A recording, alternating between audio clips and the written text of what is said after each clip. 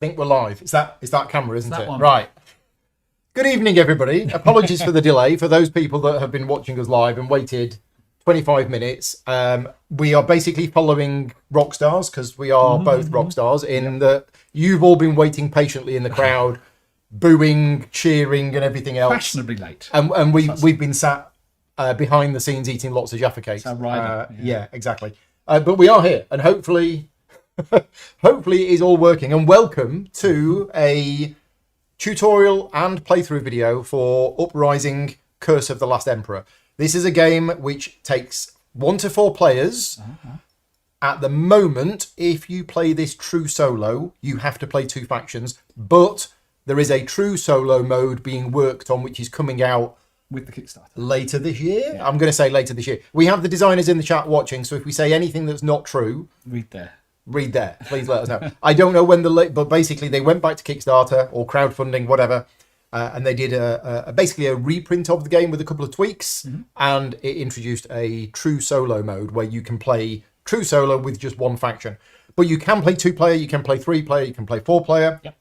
And if you really want to, you can play solo and you can play 4 factions. Like a crazy person. So there is a introduction to this game in the rulebook, which I'm going to read for you now if you don't know anything about the game.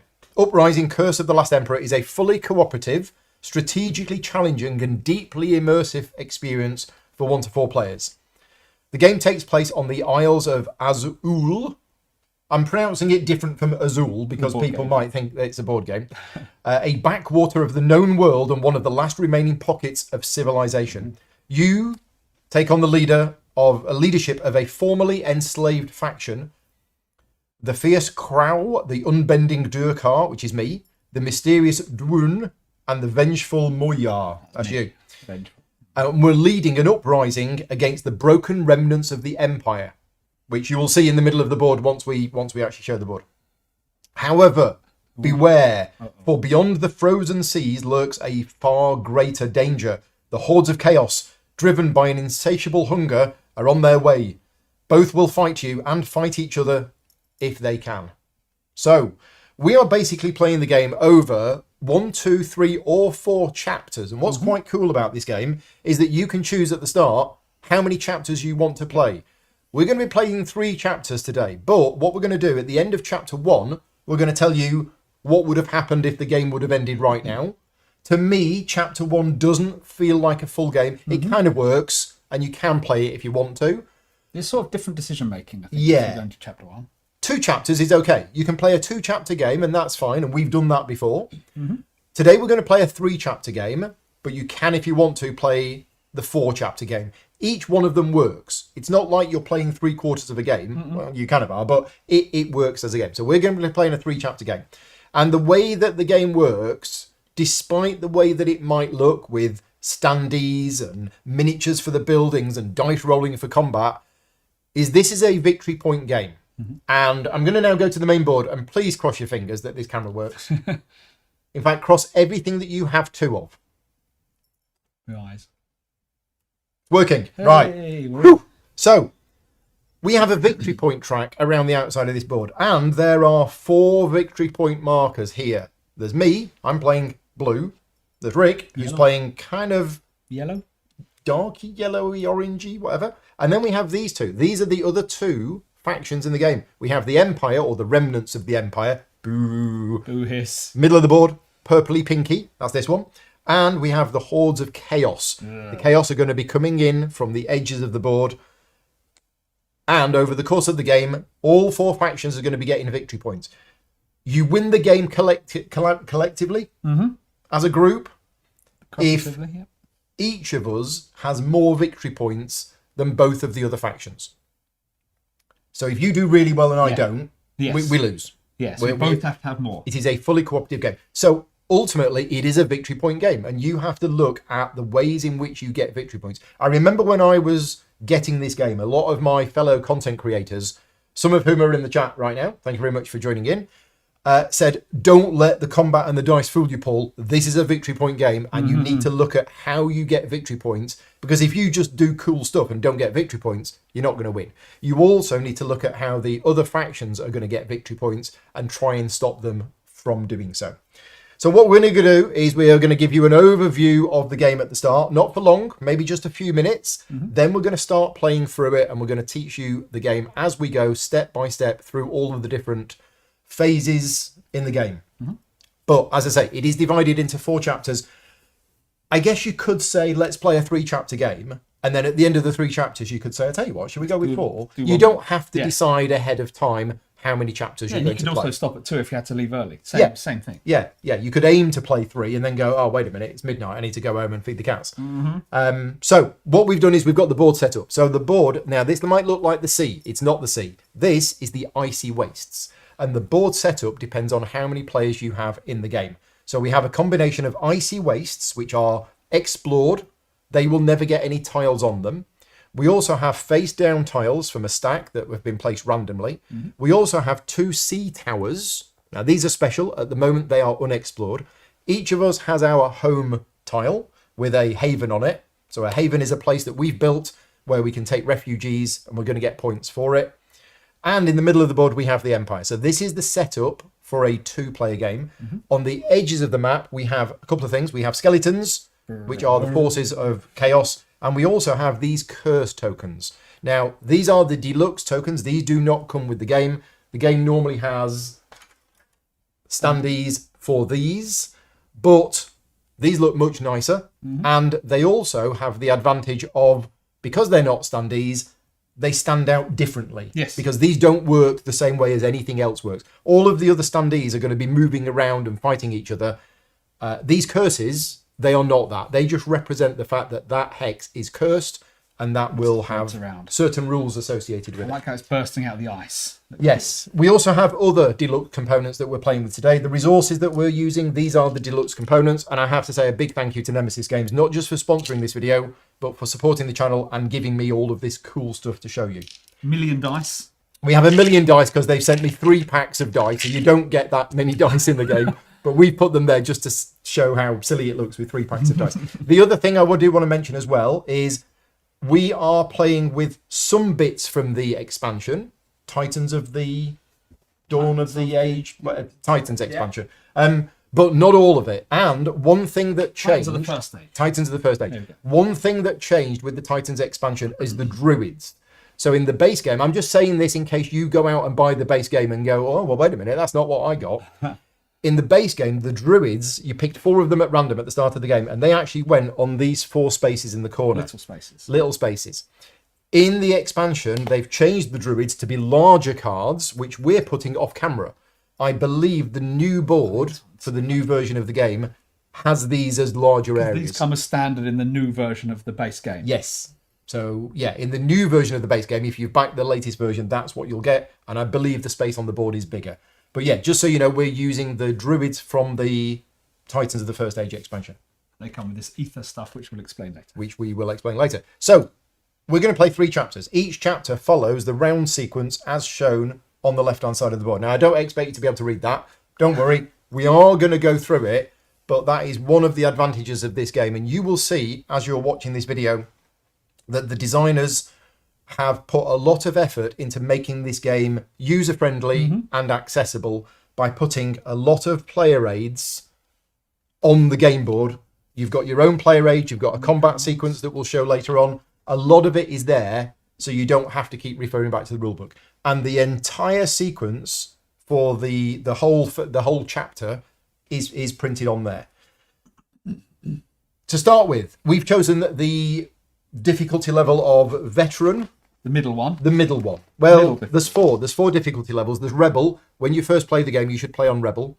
Veteran, which is what we're playing on, but you can customize the difficulty level as well by adding in extra stuff, more difficult monsters, starting with more curses on the board, etc., etc. So yeah, just to let you know, we're playing with the veteran difficulty level. Yeah. So Rick, talk us through Chapter 1, Phase 1, what do we do? So, well, we've got this very handy little elephant tracker, which can track down the board. So again, that's in the deluxe upgrade pack. Yeah, there's a little card one in the non-deluxe one. But what we do is we basically go through step by step and do everything on this list. So what I've done is, because with the advanced druids, there isn't a section, because in the refresh phase, these do stuff. Now, there isn't one on this version. Because this is the old board for the old version. It is. So I've stuck this on there to remind me. That reminds us there is one thing we do in the refresh phase that's not printed on there. But I think it will be in the new version. Let's do these first then.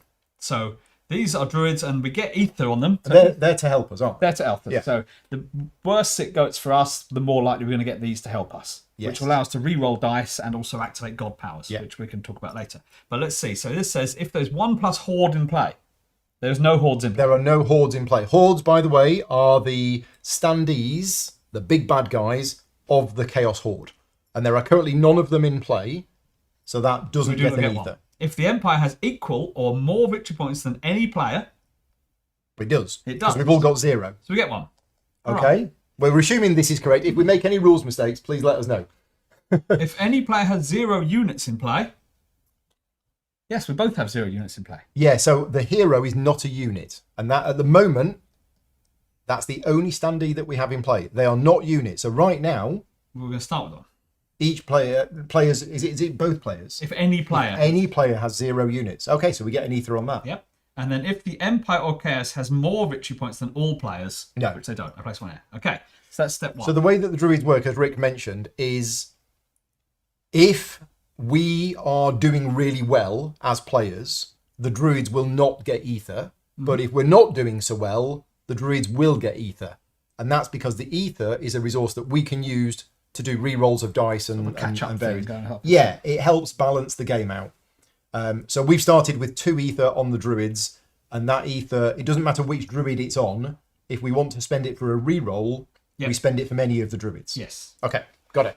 Okay, so then we move to the next stage. So flip all of your face down cards back to face up. So if we have cards that flip, we can reactivate them each chapter. Certain cards are once per chapter only. And if we flip them face down, we now flip them back face up. Regain 8 action points. Action points. So the red gems in this game represent action points. And what we're going to be doing later on is we're going to be spending them to do actions. And this is the point where we get them all back. Okay. So deal 3 new items. So this is where the marker comes in. So we have a big deck of item cards, and I've got a preset for this. Let me hope I press the right one. I think it's this one. It's this one. Oh, look at it go. There you go.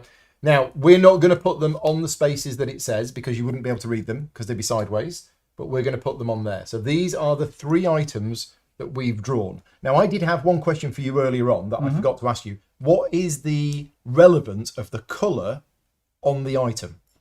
Do you know? If not, we can ask the designers. So red ones are combat related ones. Yep. Blue ones are for any time. Yep. So like always ones. And these ones are just while you're investigating, moving around. So okay. So the colour is important. Yeah. So it's sort of like depending on when you're using them. Okay. So those actions, that is the current market. Every time we take one of those items from the market, we will replace it. And you'll notice in the bottom left is an icon that represents salt. Salt is one of the 3 resources in the game, and that's how much salt it costs to buy the items from the market.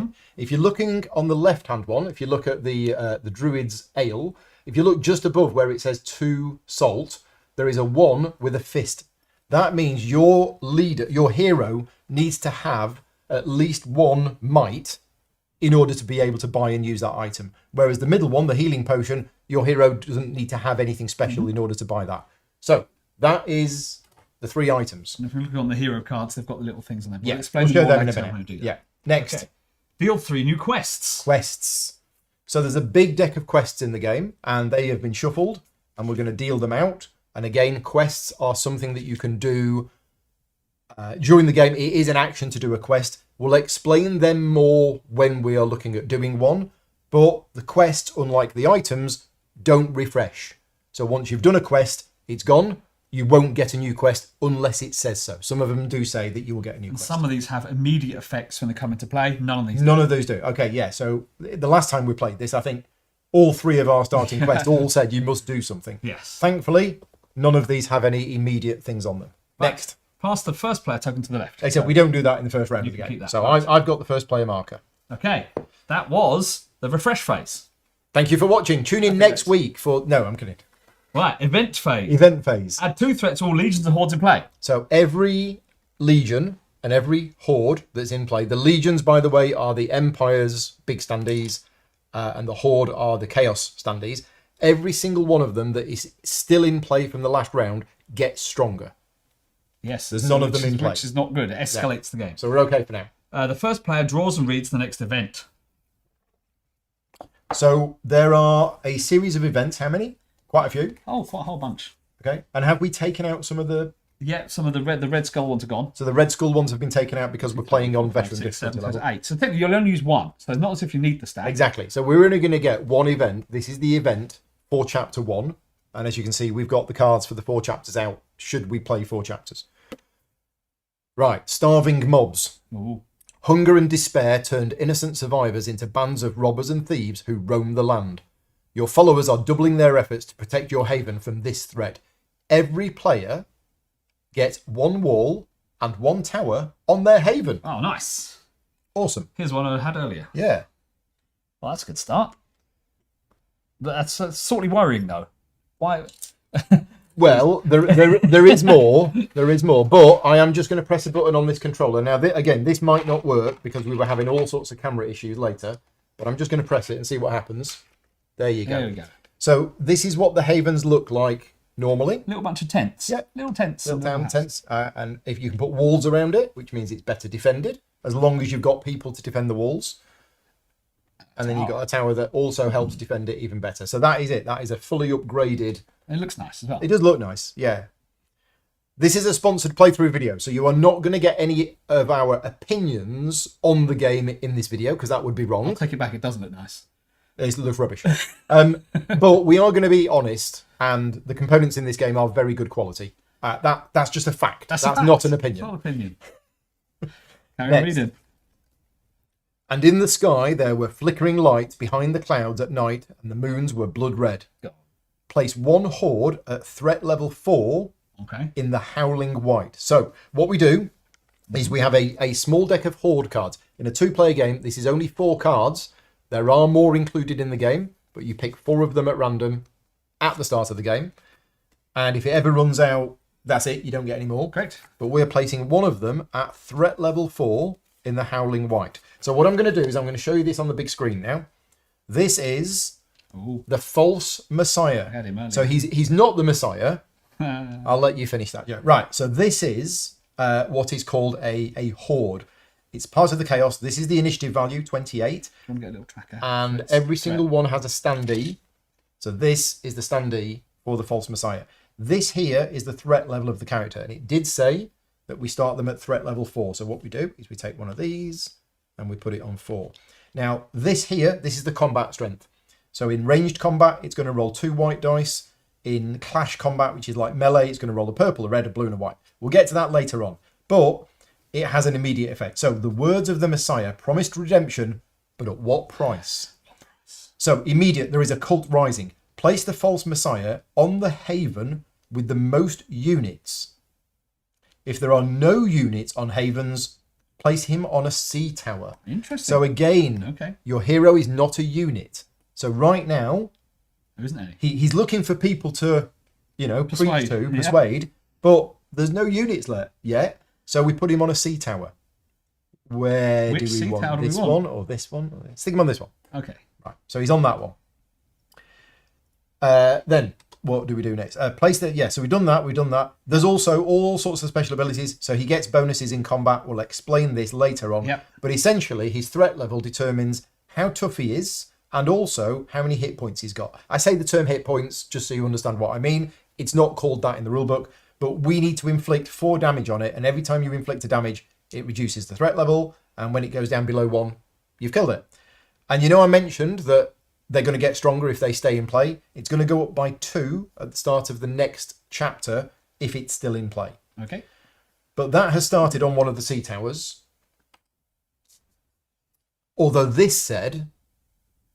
Place 1 horde at threat 4 in the Howling White, not adjacent to a haven. So we've actually been given 2 slightly conflicting pieces of information. And I just want to confirm with the designers who are watching, hopefully, they've not fallen asleep yet, that the wording on the actual horde card overrides this. So the event card tells us to place them in the Howling White. Immediate effects from horde have priority. Yeah, go. So we thought so. I just wanted to confirm that. The placement rules on the horde override the placement rules of this. Cool. Right, so that's that.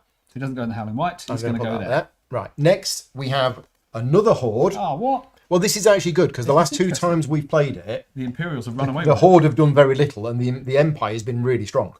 So we're going to place another horde at threat 4. Now it says in the Screaming Sea, not adjacent to a haven. But let's have a look who this is. Ooh.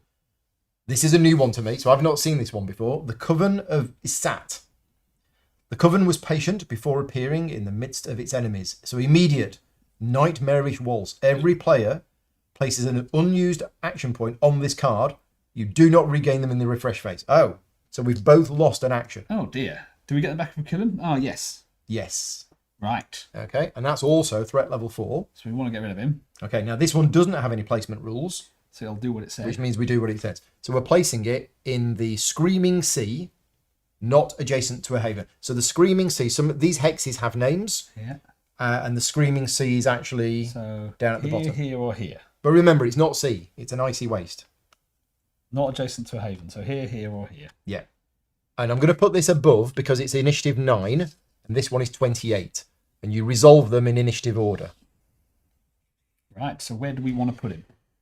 Oh, no. We don't know, Mr. Frodo, sir. Where is he? It's this one. Yep. The Coven of Isat. It's basically a guy sat on a seat with a black thing above him. Well, they're all down there by you, aren't they? Yeah. Unless I can get to my sea tower and then get... Okay, we'll stick it here. Okay. Right. That is it. That is the event. Is that all it says? That is all it says. Okay. So that is the event for Act 1. The event has been drawn. So this shows you all the nightmarish, horrible things we have to deal with this chapter. Yes. Now, I realise that it's going to be difficult for you to see the units apart from the overhead camera. We did actually experiment doing a playthrough with them laying down. We started off looking good, but then when these hexes get really busy, we found that it just made it worse. So when we go to combat and stuff like that, I am going to be pressing buttons so that we've got battle cam. But for the overhead camera, we will just explain as we're going along. This is the false messiah. This is the Coven of Isat. Okay. Next step.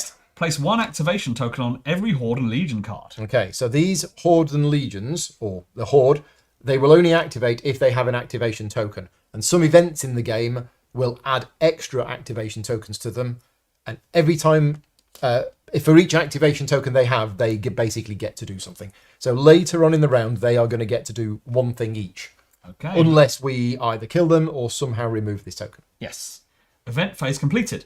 Event phase done. We're now into the build phase. So the build phase is where the players spend their resources to build units. Yes, and defences. Defences. Yes. You cannot build additional havens in the build phase. Mm-hmm. They are only done as an action later on in the round. So if we look at my player board, again, I hope the camera works. Which it does. Excellent. Right. So the game is asymmetric. This is my player board. And you can see here, these are the 4 different units that I have in the game. Rick's got very different ones. This is the cost in order for me to buy one of those units. So this is salt, this is plunder, and the little green elephant, that's food. Yum, yum. Tasty elephant. Tasty elephant. And you start the game with 5 of each. On the difficulty level that we're playing, you start with 5 of each. These are basically melee characters only. They fight in melee and they have a blue dice. The spear singers... These can fight in melee and at ranged. They roll white dice, which are not as good as blue dice, but they are more flexible. Clash and archery. Clash and archery, that's it.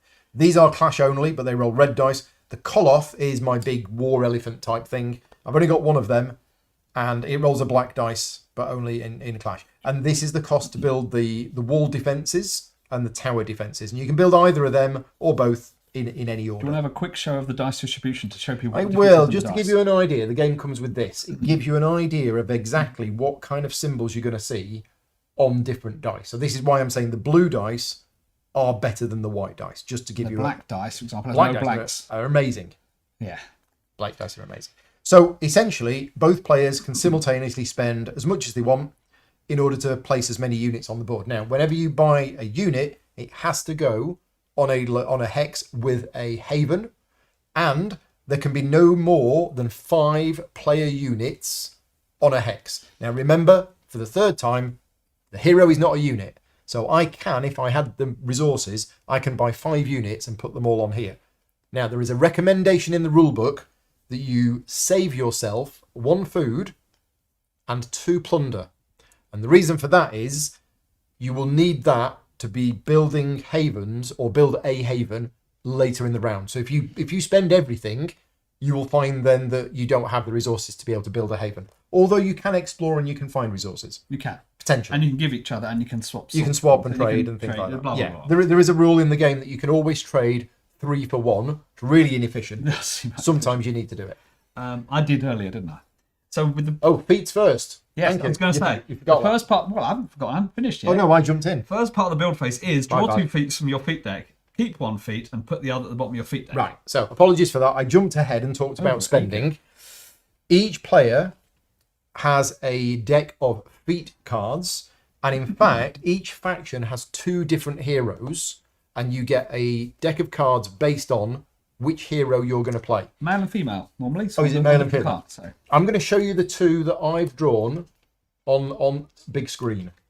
So these are the 2 cards that I've drawn. I choose one of these. That then becomes my card, which I have for the rest of the game. And the one that I don't choose goes on the bottom of the deck. So I'm actually going to choose this one because I like this one. And it means in archery, once per round, on the hex with my hero, I can ignore either a skull or a shield on one of my enemy's dice. So I'm just going to show you these 2 cards as well, because at the start of the game, That's nice as well. at the start of the game, I already have these 2 cards in play because they say start. So each character is slightly asymmetric. I have these 2 at the start of the game, and I've also just taken that one. So these are my feat cards. I now have 3 feats. 3 feet. 3 feet. Shall I show mine? And that one goes to the bottom of the deck. Sure. Now mine's going to be slightly different because these are the options that I've got on mine. Shall I Ah. go to the other thing. Here we go. So I've got the slavers card as if I can start slaving some imperial Nice. people. Or there's this one which allows me to add to my stats. It can give me 1 might or 1 magic, but it also gains me resources. Yeah. Now that's not going to make any sense because we haven't actually shown the hero yet. So this is the hero. At the bottom of the hero, you see the stats. This is And it what tells dice you want. you, so Rick will basically, whenever he needs to roll dice for his hero, he's going to roll 2 red, no purple, 1 blue, and then either 1 white or yellow. Yep. If, for example, he decides to take this card and put it that way up, it's going to give him 1 magic. So whenever he does roll dice, he rolls a purple, or he could choose to roll that, which means he's rolling 3 red. Now, it must be said, very important, your hero does not take part directly in combat. So these dice here, you don't roll these dice in combat. Your hero is just one person and they can help in combat if they've got certain items or abilities or anything, but they don't actually take part in combat themselves. They don't have health, they can't be attacked or anything like that. Their dice is for other things in the game, mainly doing quests. So which one? I'm going to go for that magic. You're going to go for that one. Yes, for loads of reasons. So that one goes to the bottom of the deck. So when I gain 3 resources, Have 3 resources. which is going to help me buy stuffs. I'll get 1 of each. I think that's going to help me. Right. And now we buy stuff, which is all the stuff that I talked about earlier on. So what am I going to buy? So then we on build any units, towers or walls from the reserve on any of your havens. Yes. That's what we're doing. So when you said earlier they have to go on havens, earlier on my game I had no haven, didn't I? At this point later in a chapter. So if you have no haven in place, you can do 1 explored empty hex. So if you have no haven in play, there are rules to cover that situation. There are, yes. Okay. Right. What are you going to buy? Well, we're going to buy loads of people. Yeah. Now, my starter card is good things for berserkers. So I think I'm going to need some berserkers. At least Okay. 1. Like 1 berserker. I'm going to buy a youngling and a spear singer. So yours are completely different costs. Yes. Completely different units. Yours are completely like 2 salt and 2 plunder, whereas mine are any 2. So Yeah. I can use my food, I can use my other bits and pieces. Yeah, I'm also going to spend those 2 to buy another one of those. And I don't think I want to buy the cloth at this point. No. So one of the things in this game that's really important as well is that each of your units basically has 1 hit, 1 health. If it takes a hit, it's gone. So you don't just want to bring your big creature in on its own. You need the little ones in order to kind of soak up the damage first. I think I'm going to spend... I am going to use the rule. I am going to exchange 3 food for a plunder. Oh, my goodness. Yeah. And then I am going to spend the 2 plunder to buy another...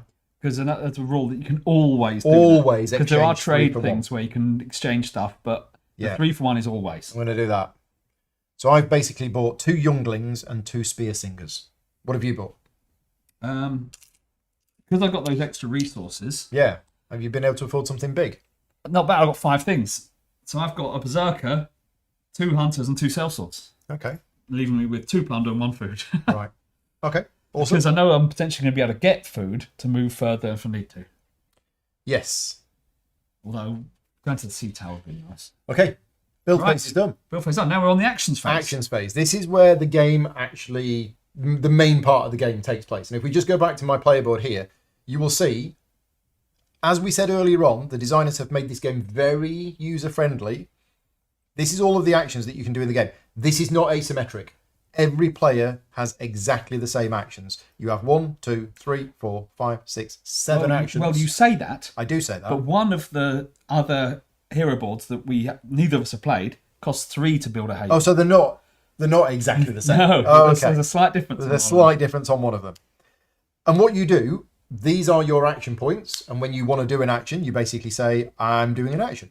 And then you do the action. So normally players have 8 of these. We lost one because of that nasty Coven of Visat. So we're basically going to get to do 7 things on our turn. I will give you a very brief explanation of each of these things, and then we'll explain them more when we do them.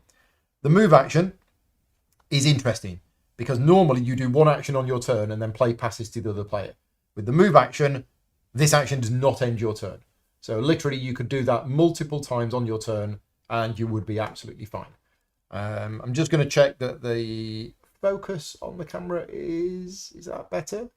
Is that better or is that worse? There you go. That's better. Right, let's just put that in again. It's preset 2. Preset 2. There you go. The actions are slightly different between the factions and the arch nemesis box and the 2. Okay, so the ones from the Titans, which I don't have, they're very different. Okay, so thank you for clarifying that. You do have them. I do, right. Yeah. Anyway, the move action, it moves your hero. You move your hero to an adjacent hex. There you go. Easy. Nice. Right? Hero only, not your units. Not your units, only your hero. The explore action is what you use to explore your hex, but only with your hero. Yes. The command action is what you use to move your troops around. And your hero. And your hero. Haven is build a haven. Market is buy an item from the market. Yep. Quest is do a quest. And then the trade action is an interesting one because this can be done anytime. Yep. Doesn't end your turn. It can be done always. You gain a crystal, and then if heroes are on the same space as your hero, they can swap some stuff around. Yep. Items and stuff like that. Although we're not very often near each other. We're not, because we don't like it. We started on the other side of the board. Yeah. But if in a 4-player game, we're more likely to be close to each other. Okay, right. So I'm gonna take the first turn in the game because I am the first player, and I think I'm gonna choose the move action. Oh. Because I don't think there's much else I can do. Well, do you want to have a look at the items and the quests? And we can have a quick discussion about what they are. Let's have a look at the quick items. Do you want to stick them down here first? I can. We're going to have a quick look at the items to see if it's worth buying them. So first of all, can my character have this? Yes, because I have. I mean, that's quite nice. But you haven't got enough salt. I don't have enough salt. I've only got 1 salt, so I could buy a healing potion. And then the market, but then that's 2 actions. I also could buy this. No, I said this is discard this. So this is 1 use only. Yep.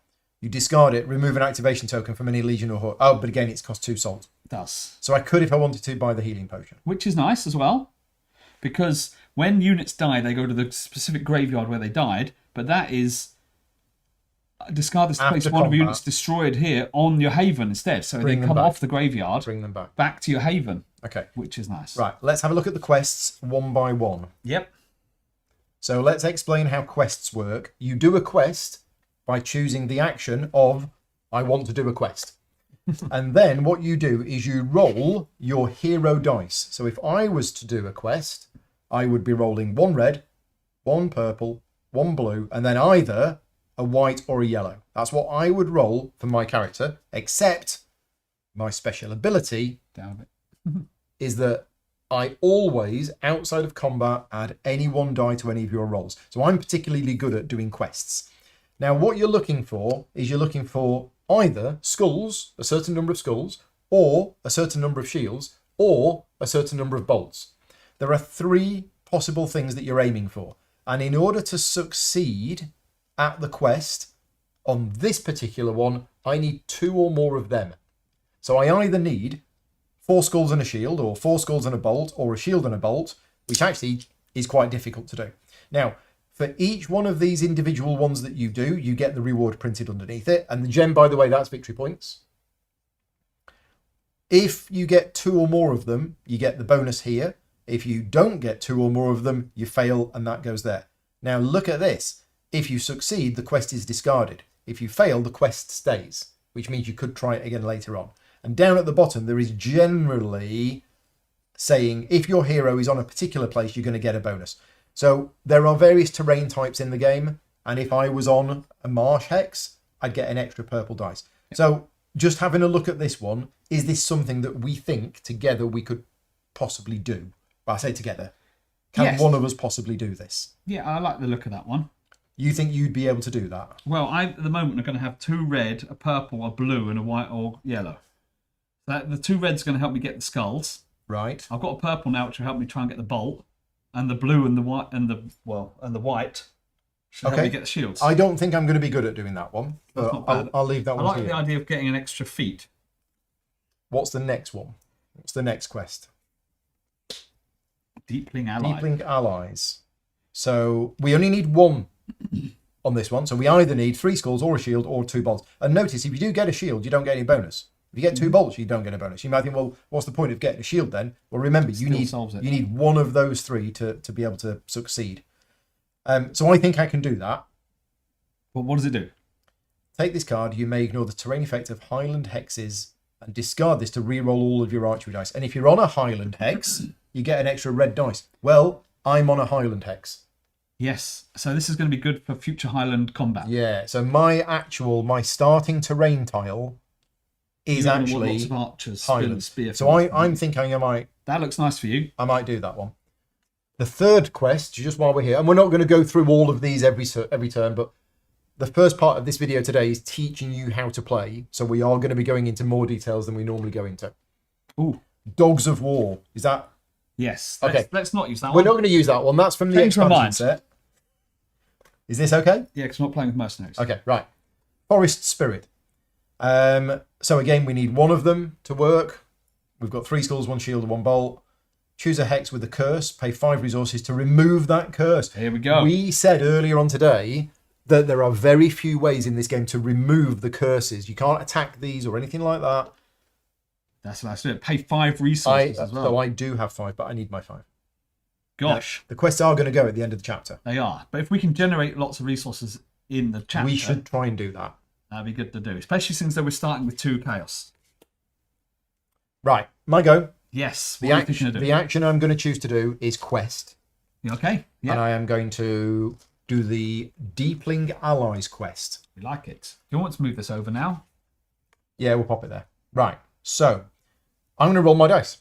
Yay. Right, what do you need? A red, a purple. We've got 2 dice trays today. One of them is my dice tray, which is not included in the game. The other one is the official dice tray, which I don't think comes in the game. I think it's an add-on. I think it's an extra. Not sure. But it's very, very nice. Rick's going to be using that one. It's got the logo on and it's a lovely colour. Nice. But I'm going to use this one. So I'm rolling 1 red. Have you got them? I think so. I was getting them. I've got 1 red, 1 purple, 1 blue, and then either a white or a yellow. So what am I looking for? Bolts. I'm going to take a white. And skulls and shields, yeah. I'm going to take a white. And then I get 1 extra dice of any type. So I'm going to take... I mean, the black... Black. Or the purple. No, black. At least there's no blanks on a black. Okay, right. Blankety blacks. Here we go. First roll of the game. First roll. Are you on a Highland hex? Oh, yeah, I'm on a Highland hex. I get an extra red. Can I have a red? You've got red in the middle there? Right in the middle. There. There we go. Right. Here we go. Should be doable, he says. Should be doable. Now, remember, we have ether over there. If I don't like the result of my roll, I can spend 1 ether from any of the druids to re-roll all of my dice. It's not a selective re-roll. You have to re-roll all of them. So let's have a look at what we've got. I have a skull. Do. I have another skull. You have. I have another skull, which means I've done that. And bearing in mind you don't get anything from the others. Which means I've done it. You've done it. I did actually get another skull and 1 bolt. So I have only done this one, but that's fine because I get a point. You do. And because I did 1 or more of the things, we do this. Success. I'm winning. So take this card. I can now ignore the terrain effect of Highland hexes. So for the rest of the game, Hooray. as long as I've got that, because these guys are friends, The Deepling allies. I ignore the terrain of Highland hexes. And once during the game, I can use this, discard it, to re-roll all of my archery dice. Once. Nice. Once. Yeah, That's cool. I like that. I'm happy with that. I like that as well. Your go. But it's my go. Right. What And am as I doing? mentioned earlier on, that quest does not refresh unless the card specifically tells you to do so. No, and neither of these will. So these are our quests So, for today. Right. what do you want to do? Do you want to go questing? Do you want to go moving? Well, Do you want to buy an item? I want... Oh.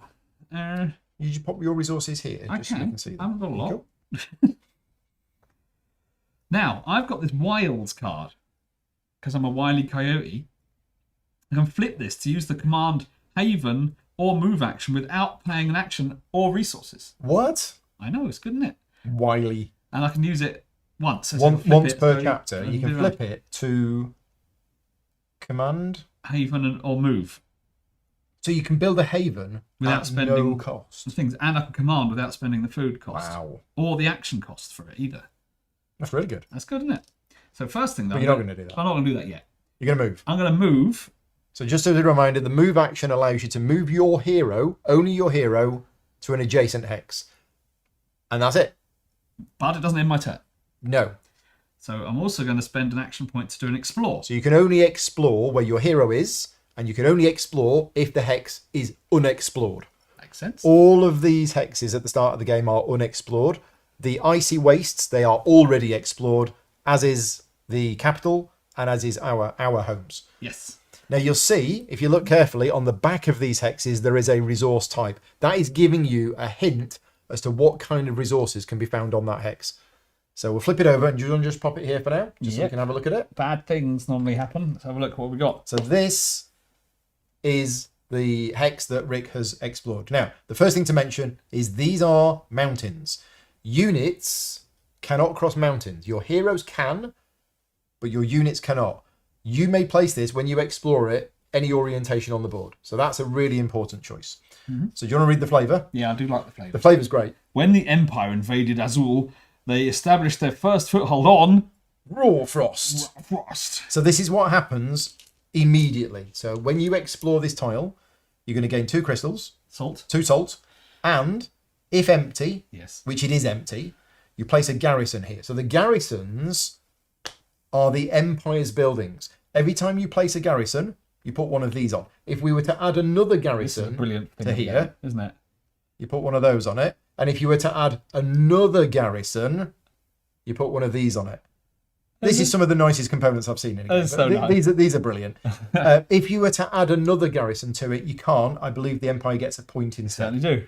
So we're adding 1 garrison to it. Next, and if it wasn't empty, we would reinforce it, which is stronger. adding another one on. Plus. And then we place a garrison on any empty hex that doesn't have an X on it.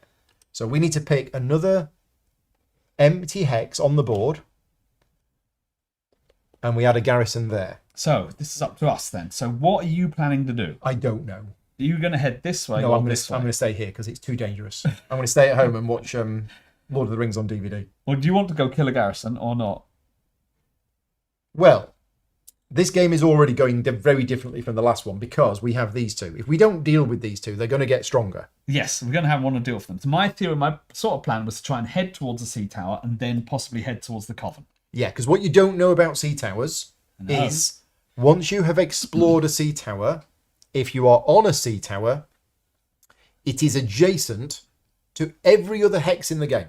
Effectively, think of a sea tower as a teleporter. Mm-hmm. When you are there, you are adjacent You're considered adjacent. You are considered to be adjacent to every hex in the game. Therefore, you can go from a sea tower to anywhere. So you might be thinking, how's Rick going to get all the way down here? Well, if he gets to the sea tower, he can then... Yeah, so I could choose how that was orientated, and I'm happy with that. You're going to go with that? Yeah, okay. I think that's fine. So where do we want to put this garrison? So what we're doing, we're putting a garrison on an empty hex. Yep. If you're heading that way, you could kill the garrison on the way and get yourself a point. Killing little garrisons is good. Now, the false messiah is... He's not too bad. Yeah. I just. Or if you want to go this way, I can try and teleport to and do the opposite. So my concern with the sea tower is that I explore it and it adds more stuff to it, which means it's going to be really dangerous. Whereas this is already explored. So if I go there, I'm just fighting this. You are. And there's nothing else there. So that to me is a bit safer. So where should we put the garrison? These decisions are hard. Mr. Garrison, as we have to call it. Right. I'm going to put it there. Right. Done for now. Now, there was some other stuff printed on the bottom of that hex. That is how many resources that hex produces if you have a haven there later on in the chapter. There's also a type of terrain, and that type of terrain there is icy wastes, which is no effect. Yep. So when we go through combat, we'll explain the terrain. So you moved and you explored. So Rick actually did 2 actions because he's greedy. I am. Because the move action doesn't end your turn. Correct. Well, I think I'm now doing something very similar. I am moving to here, which doesn't end my turn, and then I'm exploring as well. Right. Let's move that garrison out of the way a second. Yep. Okay, so what have we got? Stick on the big screen. Ooh. Oh! Look at this. Azir claimed the curse. Opened the gate to hell and formed Bruthgard. Bruthgard. So I gain 2 food. Yum, yum, yum. Tasty, tasty elephant food. And then if empty... No. Add a garrison. Oh, it did have a garrison on it, didn't it? It did. So it's not empty. Because that's where you chose to put the garrison. Right. If it was empty, we'd be having 2 skeletons. If not, we reinforce it. It's not what I wanted. Right. And then place 2 skeletons with other skeletons. Right. Now, this is going to be really bad. The reason why this is going to be really bad is... It's going to be fine. The rules of the game are that whenever you have... Oh, no, we're okay. No. We can spread them. Right, yeah, it's not going to be really bad. I don't want 3 hordes. So we currently have a skeleton here, a skeleton here, and a skeleton here. I thought it said place 2 skeletons on a space with another skeleton. No. Because the rules of the game are whenever you get 3 skeletons on the same space, they instantly convert into a horde.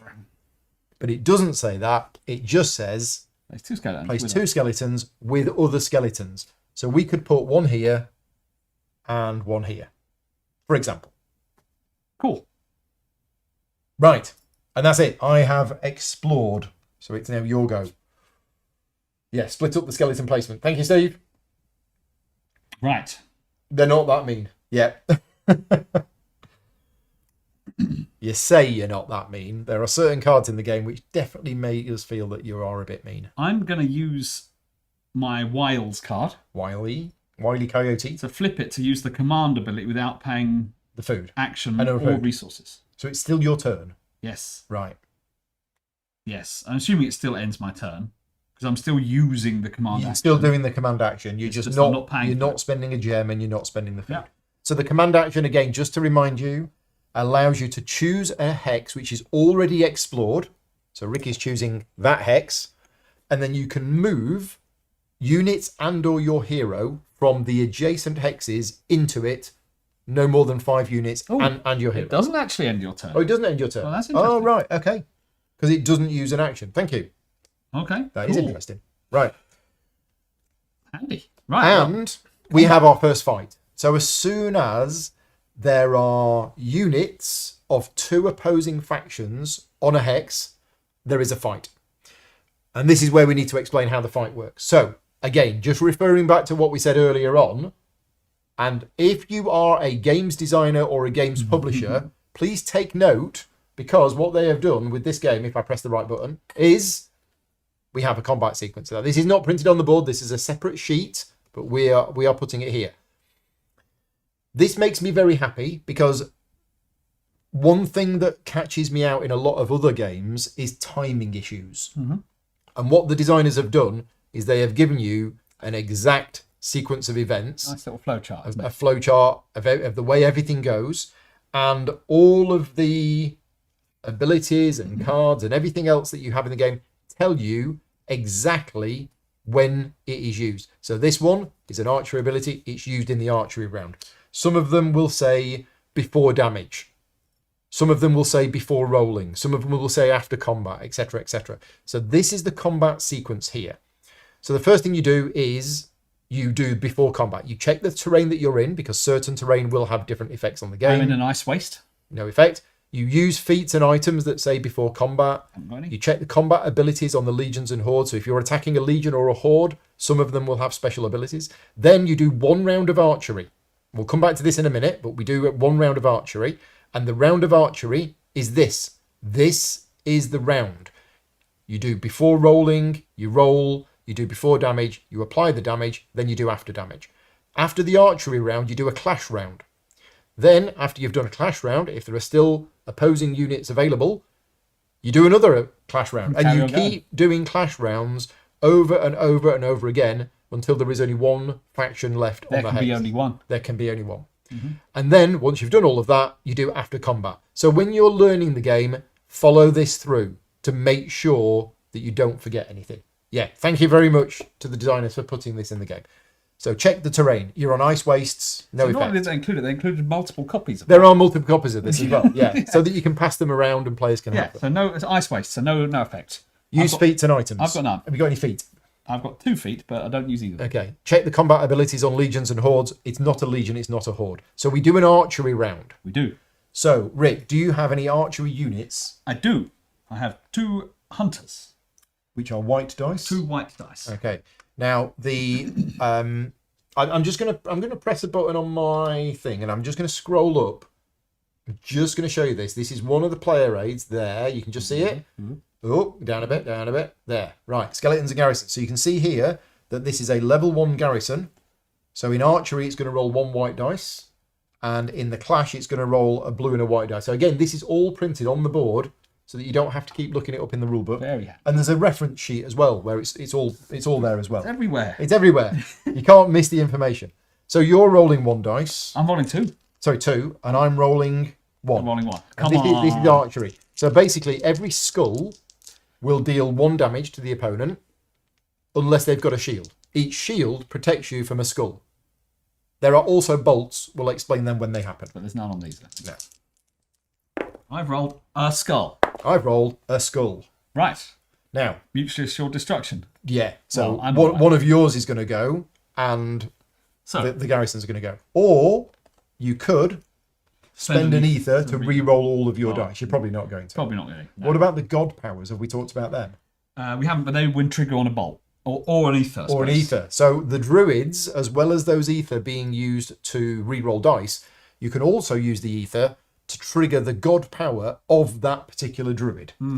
So this one, for example, says gain the resources shown on this hex, which is 2 salt, or a victory point.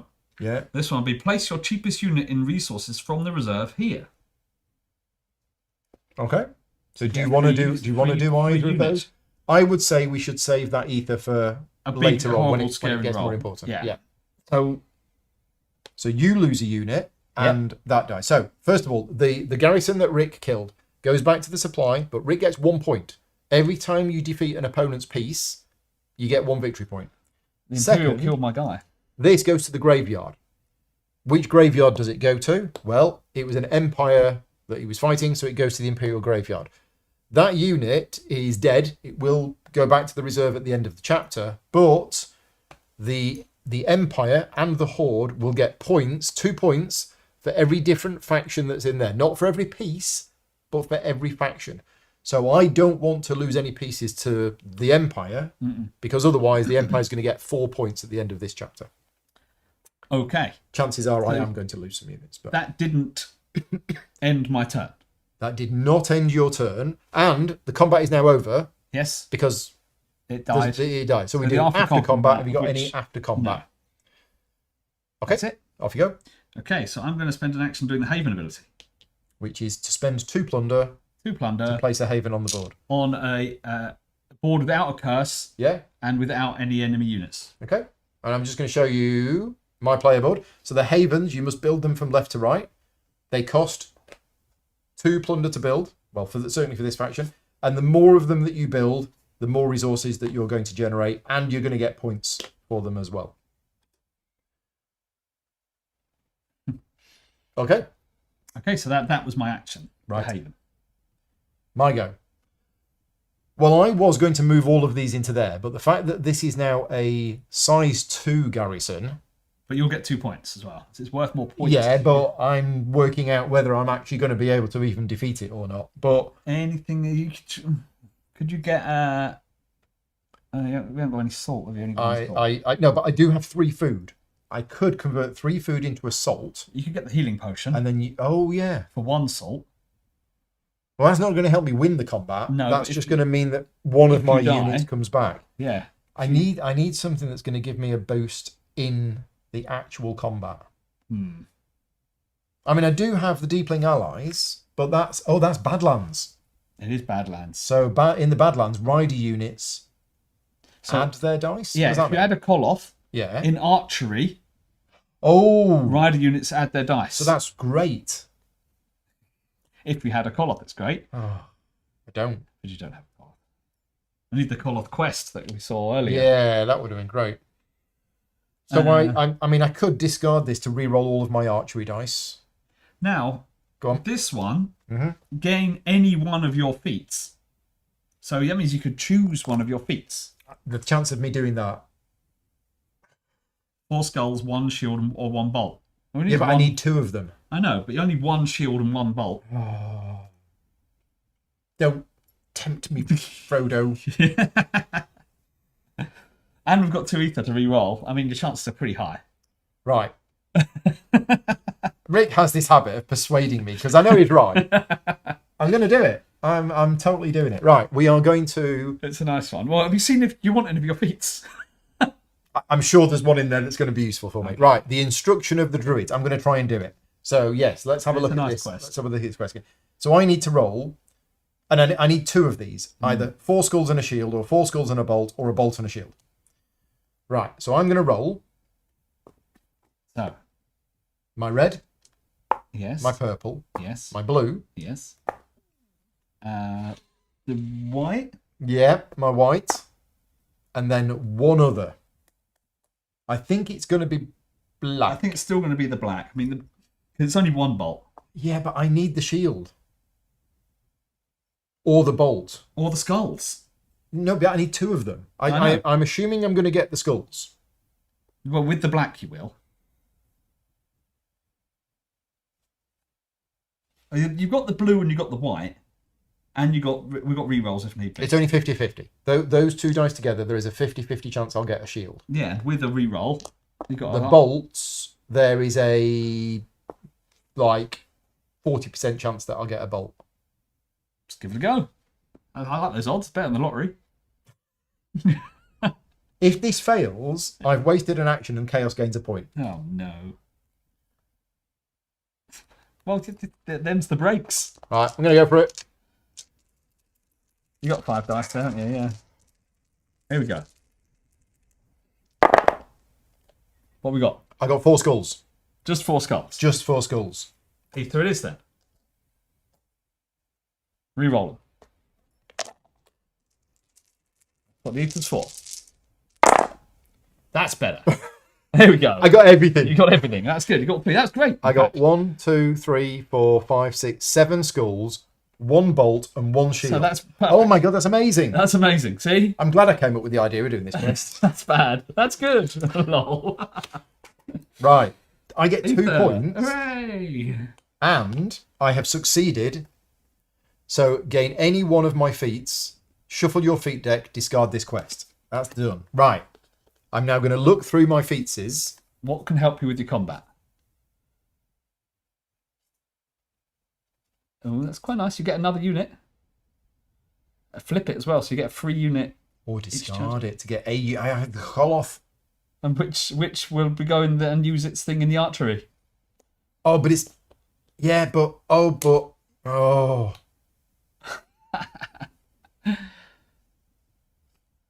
Yeah, I'm going to take it. Call to arms. So I'm taking Call to Arms. So Call to Arms is interesting because I can use it once per chapter to gain... chapter 1. Yeah, to gain a basic unit, which is one of my leftmost 2 units, on a haven for free. Or... So, that's once per chapter. Or I can discard it, gone from the game, to place any unit on a haven. And I'm going to discard it. Bye-bye. I'm going to put it over there, and I'm going to have... Nelly the elephant. The Koloth, who's also a Star Trek captain, but Yes. that's a different Koloth. I think it's a different Koloth. You might be, yeah. Reincarnated. That was cool. Discard feats go back on the bottom of your deck. Oh, do they? Oh my goodness. Oh, I didn't know So you've that. had another way of getting it. Thank you. I didn't realise that. I thought it was gone from the game. That's even better. Awesome. Right, you'll go. Now, what am I going to do now? After all that excitement, I'm going to move. Whatever you do won't be as good as what I've just done.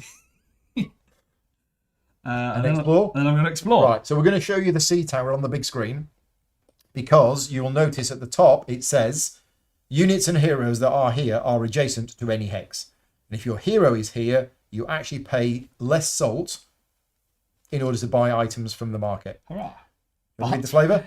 It is said that the Empress first entered Azul through... Hellhound Tower. Nice. So you get 4 salt. Salty. Any garrisons that were here are removed. Ooh. But we do get a curse. Yeah, just stick it on there so we can see it. Look at that. Right, okay. And place 2 skeletons here. Now, remind me what the curses actually do. I know they get points for curses. They get consequences, and we can't use bolts where there's a curse. Okay. I can't build a haven Where there's a curse. Bad things, really. Okay, so Those are the main curses things. are bad. Yes, but we've got this forest spirit, Which is get rid of a curse. which I might have to try and do. Okay. Yeah, that seems... And if I'm a hero of the hex with a curse, I get a plus a yellow. But your go is done. My go's done. Right. I'm going to have my own fight now. And I am going to choose the command action. And I am going to spend a food. And we're going to send all of these Here we go. into there. You should be good with the call. I should be good now. And you've got your deepling allies to help And I've got you my deepling allies. if you need to reroll your archery. So I am fighting against a size 2 garrison. And the first thing we do is check the terrain. And the terrain is the Badlands.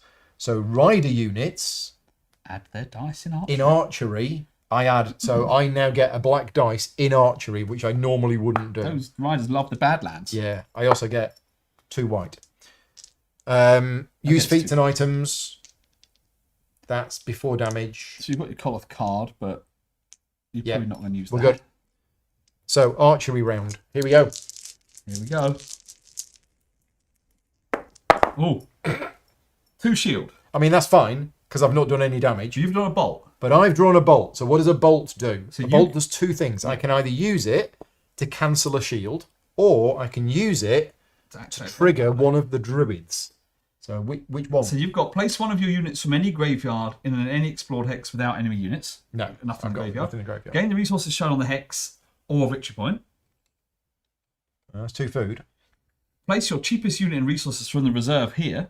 You haven't got no space. I know space. You and your enemy ignore all skulls. Gain the resources is probably the only... But then that's once per combat, but that's not too bad. Yeah, I'll gain the resources of the space. Yeah. So I get two food.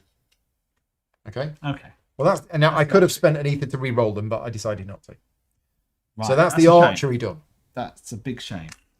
So That would have been now- great to kill it with that, wouldn't Now we do clash. So you're getting a blue, 2 yellow, and a white. I don't like this. it? Yeah, that's a big shame that you didn't wipe them out in the archery. What am I getting? Oh, I'm only getting a... Oh, no, I'm getting... I'm 2 getting blues, this. a black, and 2 white. Yeah. Yeah. 2 blues?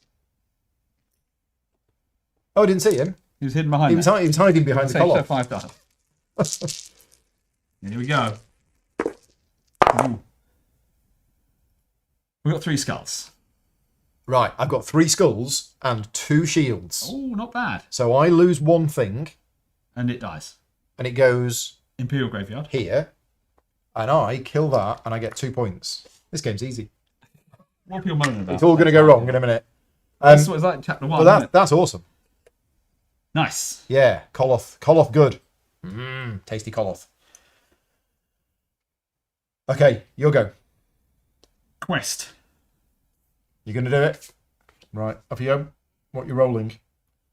So I is rolling. 2 red. 2 A red. purple. 2 purple. Oh, yeah, so 2 red, a purple. A blue. A blue, and... Yellow or a white. Let's go with a white. And then, because your hero is on a hex with a curse, Okay, you get a yellow. 6 dice. Right, come on.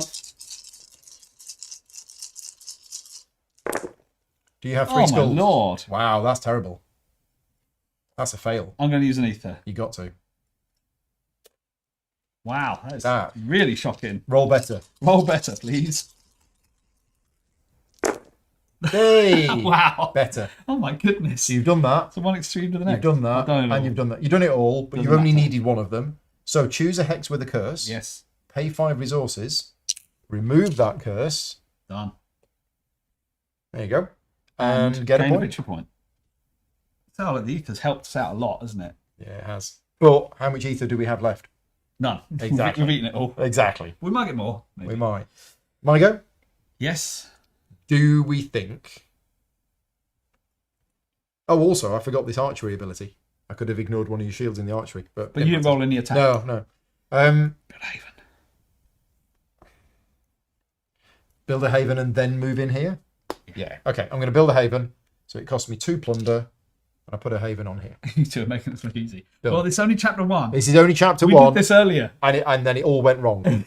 Yes. It all went a bit... So that's your done there. Yeah, I got 1 action left. I am going to command. Are you going for another fight? Yes. You are. Right. So what you're fighting against? 2 skeletons. 2 skelly bobs. So skeletons don't have any ranged combat. They just have red dice, but only in clashes. Unfortunately, I've only got 1 white. So dice. check the terrain type. Glacial. Ice wastes. Yeah. Feats, items. Nope. Okay, archery. 1 white dice. 1 white dice. Come on. Good. 1 skeleton gone. 1 skeleton good. That's brilliant. You get a point. I get a point. Right, clash time. Now it's got 1 red. I've got purple, yellow, yellow, white. Do your archers fight in clash as well? Yep. Right, same as mine. You need 1 skull. I do. You need nothing. Or need a shield. Oh. Wow. But I mean, I do you want to still just win. take the loss? Oh, you can't. You Yeah, have can't no be choice. all anyway. So Oh, that's actually not bad. it goes to the. So that goes to this graveyard. Yeah. But you kill that, you get a point, Yeah. and that's gone. Yeah. Okay. Now, Now- do I take this on? Now, if I'd have saved that earlier, I could have potentially got another thing out. Do I take this on? I think I should, You've got your Koloth, because even if I don't, and we get our actions back if you kill it. yeah, but if I don't kill it, even if I do some damage to it, it means it's not going to be stupidly strong next chapter. Yeah, and if you do kill it, we get our actions back. So I'm going to command, and we're going to move everything in. So my hero's going to go in, and all of the units. All of your friendly badges. Yeah. Okay, right. So What? No. if you take that, Yep. so archery. Well, first of all, before combat, check combat, check You're in terrain. a creative. I see. Yeah, we're okay. Archery. So I've got 2 white. And a black. Oh no, because you're not in the. No, riders. it's not. It's not the Badlands But you anymore. have got the deepling allies if you need them. I do. It's got 2 yellow, and if it's yellow bolts. Okay. So it's. We're just going to show you this again on the big screen. If it rolls a bolt, flip all of your feats and items without using any of them, or lose 2 threat. Yeah. Before damage, once per combat, it does that. I lose all of my feats, Yeah. or That's if it's fighting. oh, another. if it's fighting another. So yeah, if it was fighting a An legion, Imperial Legion. the legion would lose 2 threat. Yep. Okay, that's fine. 2 yellows. Come on, blanks. Come on, blanks. I'm not sure I'm going to succeed at this fight, but we'll see. Oh, double skull.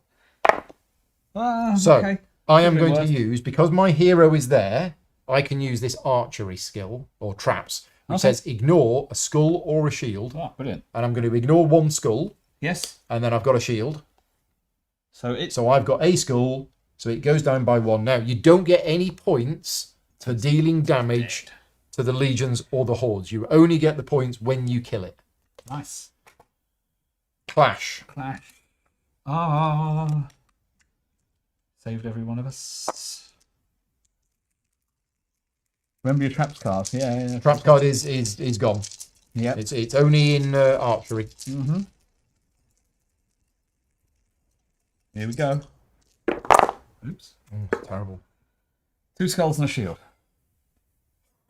Like, you can activate a god power, so you could ignore all the skulls. Yeah.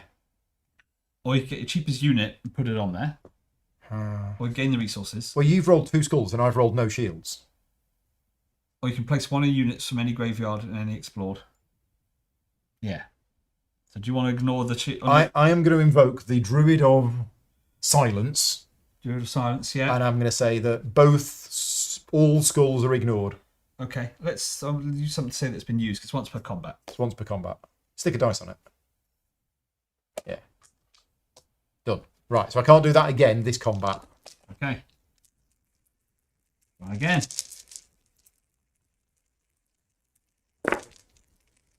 Two shields and 1 skull. Oh! So I've rolled 4 skulls and 2 shields. Right, so you're safe. My 2 shields protect. Right. So it's 2 damage. Yes, 2 damage. It's down to 1. And 1 nearly. And you're safe. Yeah. Right, Purple you're only and getting a purple and a white now. Mm-hmm. Fortune favours the stupid. 1 skull.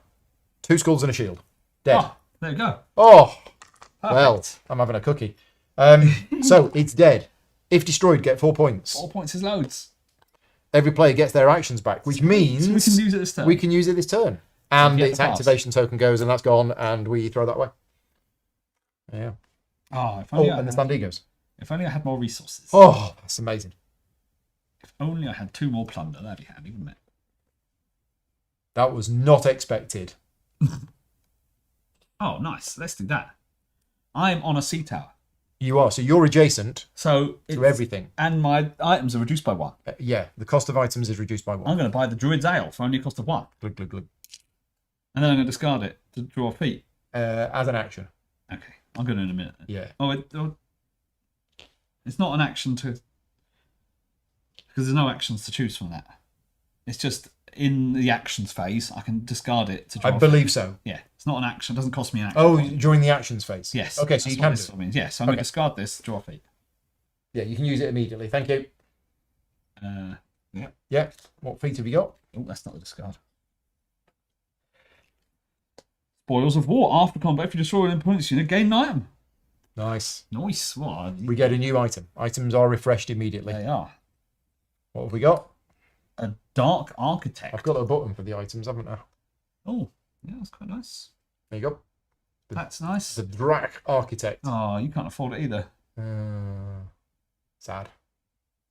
Okay. Because that's nice. Get a free tower if we flip it as well, so it doesn't go.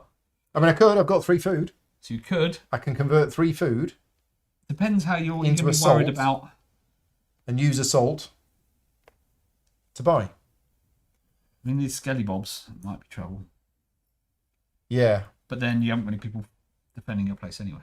No, I probably want to just move back. The other option, Yeah. is you buy the Druid Witcher, and get rid of his activation token. So he doesn't So he's activate. not doing it. So if we don't, what is he going to do? He's going to place a curse, and he's going to walk here. Because the Horde are trying to destroy the Empire. Yep. So the Horde, when they come in, they are starting to... Well, we kind of want it to go to the centre. We want them to beat each other up. We do, but it also play a curse. And then at the moment, they're not necessarily winning, are they? Yeah, I think I'm going to just spend a food and we're going to command. And we're going to move everything back to here. Yeah. Okay, and that's it. Action phase is done. What is next? We have both passed. Nemesis phase. Activate legions and hordes once for each activation token on them. Initiative order, lowest to highest. So, yeah, every one of these cards in order of initiative value from lowest to highest activates once for each activation token on it. So, it activates. Now, when a horde activates, the first thing it does is it places a curse onto its space. Where did the quest go that I did? Got rid of Forest it. Spirit. Why? Because I did. I just threw it away. Doesn't say. Oh, it doesn't. It should have stayed. Yes. Thank you. Thank you for spotting it. So we could get rid of more. But I mean, it's going to go at If the we end of the had chapter. 5 resources, yeah, we could have. Yeah. But thank you for that. More. I just instantly assumed it went, but it doesn't say that. Okay, so it's placed a curse, then it moves. Now, the movement rules for the horde are interesting because they are not worded the way that I thought they were. What's the exact wording? I shall tell you. 1, place 1 curse here. Done. 2, move the horde 1 hex not farther from the capital. Yeah. With this priority. So, not farther from the capital. So, in other words, Farther? it depends if you're American or English. Okay, fine. It doesn't mean it moves closer. It just means it cannot move farther away. So in other words, if it could move to a hex, which was the same distance away from the capital, It's not going further away. then it would. But it has a priority system. So a hex with a haven. There is no hex with a Fewest haven. enemy units. A hex with the fewest enemy units. They've all got 0. An empty hex. Any other hex. These 2 are empty. So it's going to go closest to it, though, isn't it? So, Well, no, it just we choose. or do we choose? It can either move to there or there. Both of those meet the criteria, so we can choose whether it goes there or there. I believe the designers will tell us You if can that's choose. right. Yeah. So we want it to go here because they we start fighting want each other. these guys to start fighting each other. Although they do get points for killing Yeah, each other. or do we want to kill it? No, No, we don't want to kill it. no, I want to put it there. Okay. I mean, I'm still going to try and. I want it to take out You want this. to get weak in it Yes. and then kill it. Then I'll kill it. Kill stealing. Yeah, Love it. basically. Okay. Right, that's it. That's them done. Activated. Production phase. Gain resources based on your total havens, as per your player board. Yeah. So what you do is you look, not there, but you look here, and you see I've got 2 havens, so I gain 1 salt, 4 plunder, and 1 food. And again, Okay. these are different Yeah. for each of the player boards. Okay, 2 of each. So I'm going to gain 1 salt, So you gain 6, I gain 6, but it's sort of a different. 4 plunder, and I'm going to get. So that is purely based on how many havens you've built on the board. Then gain the resources shown in every hex with one of your havens. So as long as the hex has a haven on it, and I'll show you this if I press. I think it's this One button. of each.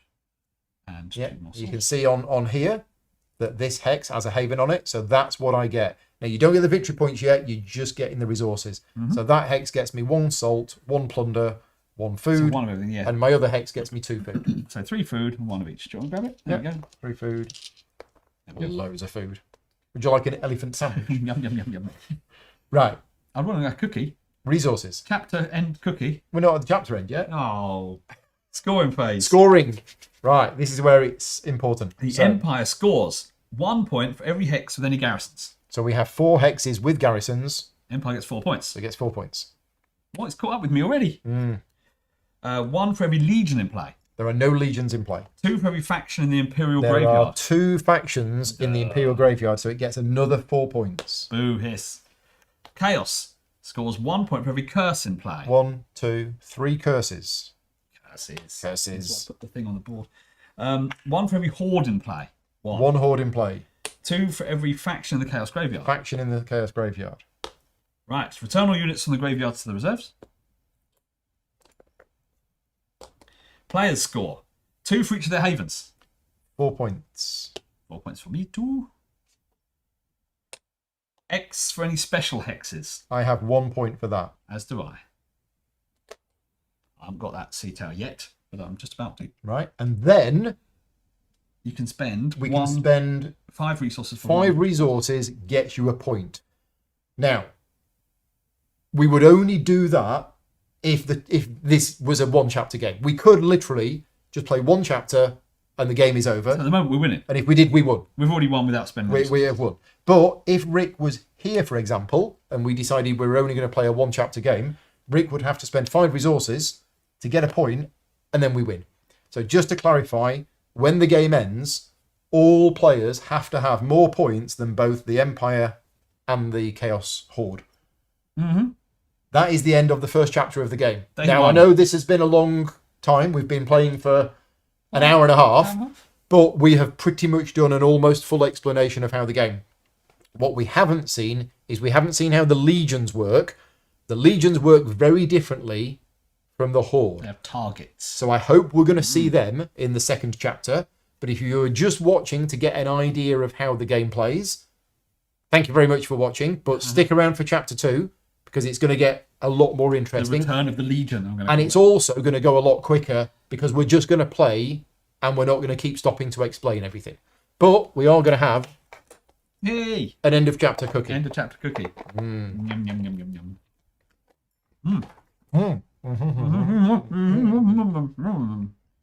Does anyone else speak cookie?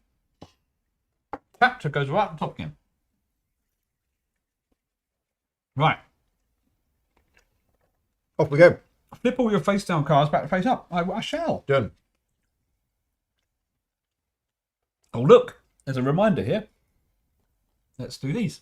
If there's 1+ Horde in play. There is a Horde in play. If the Empire has equal or more, no. No. If any player has 0 units, No. No. If the Empire cast has more, no. No. We've only got 1. Okay. We're doing too well. This thing. We gain 8 action points. Deal 3 new items. Goodbye, old items. Yeah, the end of chapter cookie expansion is an exclusive stretch goal. Yeah, not available to everybody, I'm afraid. Would you like to show the new items to all of the listeners? Mm-hmm. Watchers? Listeners. Watchers, listeners. I'm going to press a button. I don't know if it's the right one. I think it is. It's only one way to find out. There you go. What have we got? Dragon fruits. Discard this game 5 food. Every other player gains 2 food. Okay. Scaled up nicely with multiple players. Nightstone. Flip this to flip an unexplored adjacent hex that has no curse but do not gain the resources. So you can flip adjacent hexes without them to be there. Okay. Which makes it explored, which is handy for moving, commanding units in it. And the Nether Sea map. Always, your hero is considered adjacent to any hex. It's like your own personal sea tower. Right. Okay. Nice. Deal 3 new quests, right. So the quest that was there from before that disappears, and we get 3 new ones. We're not going to go through these in detail, only when we actually do them. Yep, no immediate effects. None again. No, none again. Past the first. That's really interesting. Yeah, it's been loads. Again, this is a part of the deluxe add-on. This is not what you get in the base metal game. elephant It's a head. big metal thing. If I was out in Tesco with that, I'd probably get arrested for carrying a You dangerous should weapon. put it in a trolley and. Event phase. Add 2 threat to all legions and hordes in play. Yeah, so this is where, as we mentioned earlier on, if these stay in play, they're going to get tougher. They're going to go up. Now, if we don't do anything about it this round, this chapter, the next chapter is going to go up by another 2. It can't go above 7, so it would get a victory point for each threat it would gain that it can't gain. So, Funny thing is, Imperial are still ahead of Chaos. yeah, Chaos didn't actually do... I got rid of the curse. Yeah. And we killed one of them. Still. Still. How did Empire do so well? Oh, because we attacked them, And we ended up in the we graveyard. ended up in the graveyard. Yeah. The first player draws and reads the next event card. Here we go. Off we go. Chapter 2. Power of the Small. Hey, look, it's the guy. It's your deep Oh, it's this ally. guy. They're on there. It's this guy. The smallest creatures of Azul sought shelter in the havens of the free folk and brought many surprising benefits to them. That's nice of them, isn't it? Pizza. Every player may place 1 white dice on any quest. The hero who attempts that quest may use any dice there. Every player, so we get to both put 1 on. Okay. Or Oh. take the market action for 0 action. What, right now? Yes, right now. Take the market action for 0 costs. Oh. I mean, that load of food is good, isn't it? But it's a bit late. It's after the event. Costs 3 salt. I mean, I'm already considered adjacent to the hex. Yeah. So I don't really need the map. No, I'm happy to put dice on a space. So what have we got? Intercept the Empress's caravan. Gain an item from the market even if you could not use it to start the That's quest. quite nice. But 2 points for... Yeah. Removing a curse again. Oh, nice. But that does discard the quest. Yes. And it doesn't cost any resources. But that's going to be harder to succeed with the two. Or these all 2+. They're all 2+. I think I could do the Druid Sacrifice. What about the Druidic Prophetess? Place 1 basic unit on any haven. Place 1 basic unit on any haven. That's place 1 basic on any haven. That's place 1 basic on any havens. Okay. It's like maybe a typo. Take the card. When a horde activates, place 1 basic unit of any player on any of their havens. I'm going to go for this one.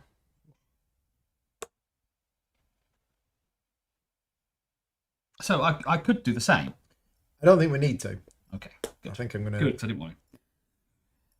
And prayers to the old gods were given for deliverance against the great and evil. Place 1 legion at threat 5 on the capital. Right, here we go. So we're seeing our first legion card. And it is the Warlock. Oh, we haven't seen this one. No, we have not seen this one. So where's the Warlock gone? Here he is. Years in exile prepared Shujori perfectly to become a Warlock. So immediately, Netherwalker. Place his target. So every legion in the game comes with a little chip. Yes, I think these are deluxe ones. Oh, these deluxe ones. They're normally cardboard ones. And it's matched with the artwork and the number. And we place his target. Not a type. You can give units to other people. Oh, okay. So on any haven. Well, one says any haven, and the other one says any havens. I'll show you. I'll show you the quest. It's not a problem. It's only a minor thing. But basically it says, yeah, place 1 basic unit on any haven. And that one says place 1 basic unit on any havens.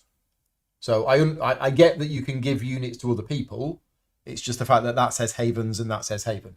Again, it's only a minor thing. Oh, I saw. Oh. Right. So, like I was saying, every Legion unit comes with a little counter to represent its mark. Mm-hmm. Now, sometimes there will be special rules telling us where to put the mark.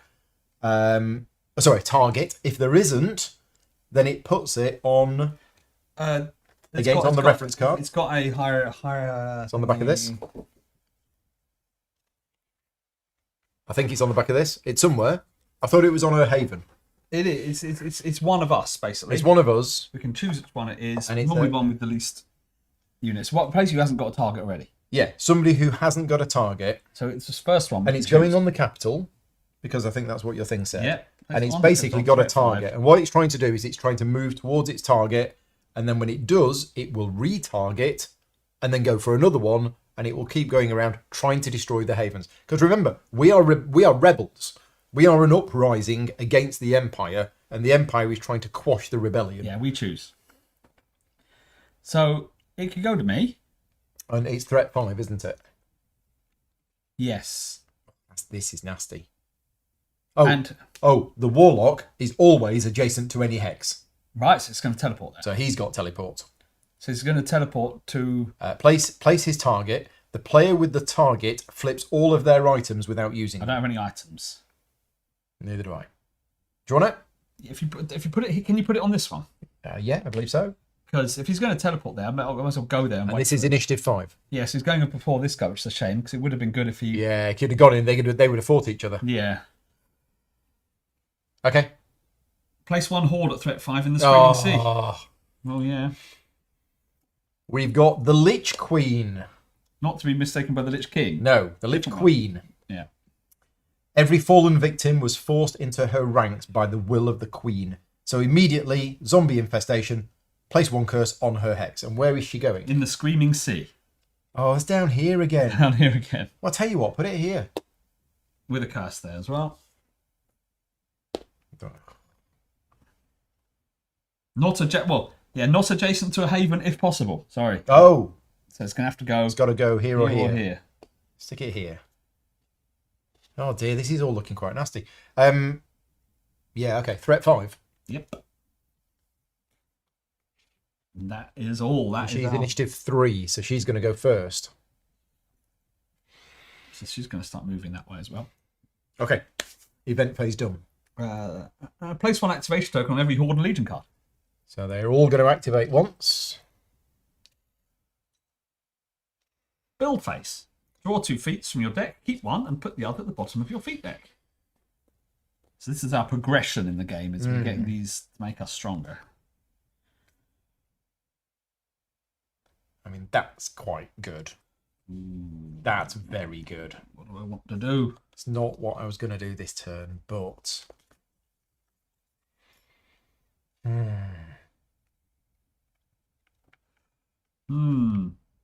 This is a decision. So I can get another dice and gets me another 3 resources, which is very nice. Or I can get this one to flip this to re-roll any of your dice. In combat, this can be only used on your hero's hex. Any of your dice. Yeah. So you can be selective. Yes. And I can do it in a quest. Oh, or wow. I can do it in combat. That's very good. Tricky. Trixie. But an extra dice, though. An extra blue dice at that. I'm going to take Astute. So always, if I solve a quest, I gain the reward of 1 quest goal, even if I've gained it already. Oh, nice. Yeah. So you can get, look at this one. Yeah. 2 victory points. I know. Oh, Yeah. you're always miles ahead already. But giving other people units, maybe. Okay. What am I going to choose, though? Do I like the re-roll? Or do I want extra dice and 3 resources that I can buy more people with? Yeah. More resources. More resources and dice. Yeah. Okay. Rick's leveling up his character. Too much of a gambler. Blue dice and 3 resources. Yeah. I want 1 of each. And now we build stuff. Yep. So I can only build 1 more unit here because I've already got 4. Remember, your hero is not a unit. Yes, and I can start building people on my other havens. Good. So I'm... what I need now is slavers. Oh, I've got loads of food. And I don't have much salt or plunder.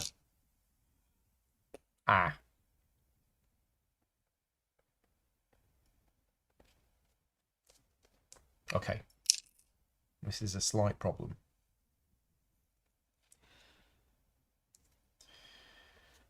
I may not be building a haven this turn. Ooh. Yeah, you want to try and build one every turn, don't you? Because it's victory points.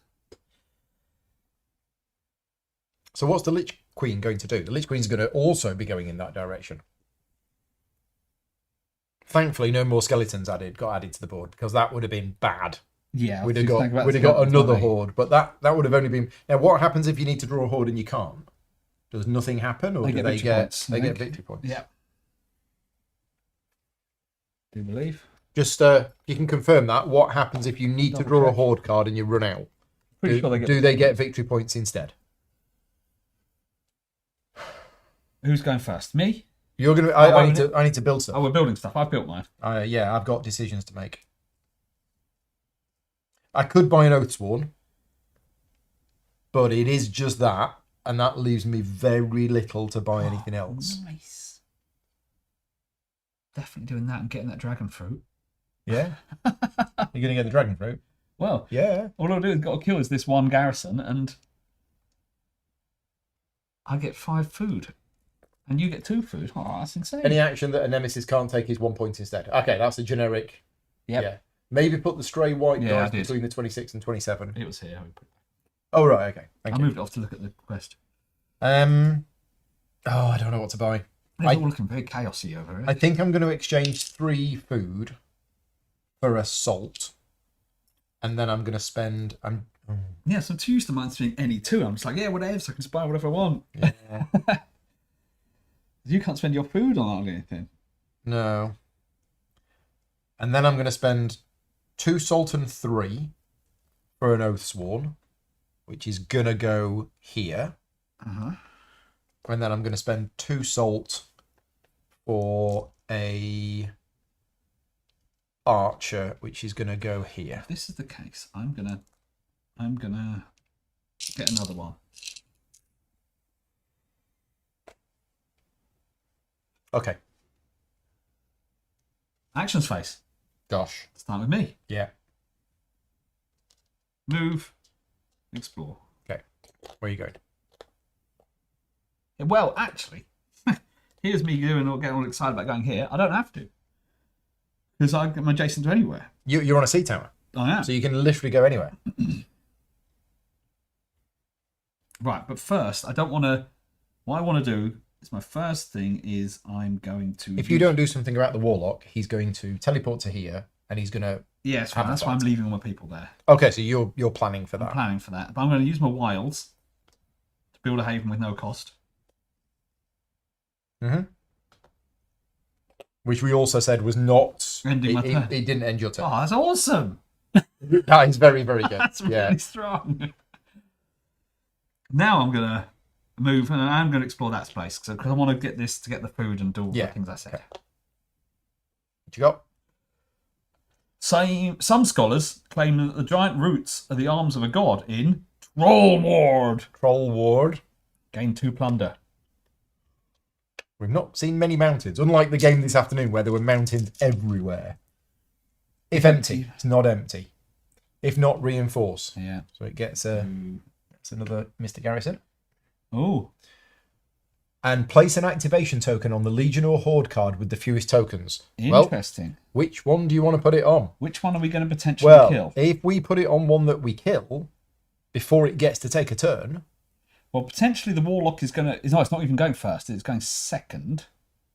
But it's going to teleport there anyway. And then hopefully it's either going to die or it's going to... Yeah, either way it's not going to be good because we wipe out my things. What do you think? Don't put it on the Warlock. Okay. The Lich Queen just means it's going to move twice. Yeah.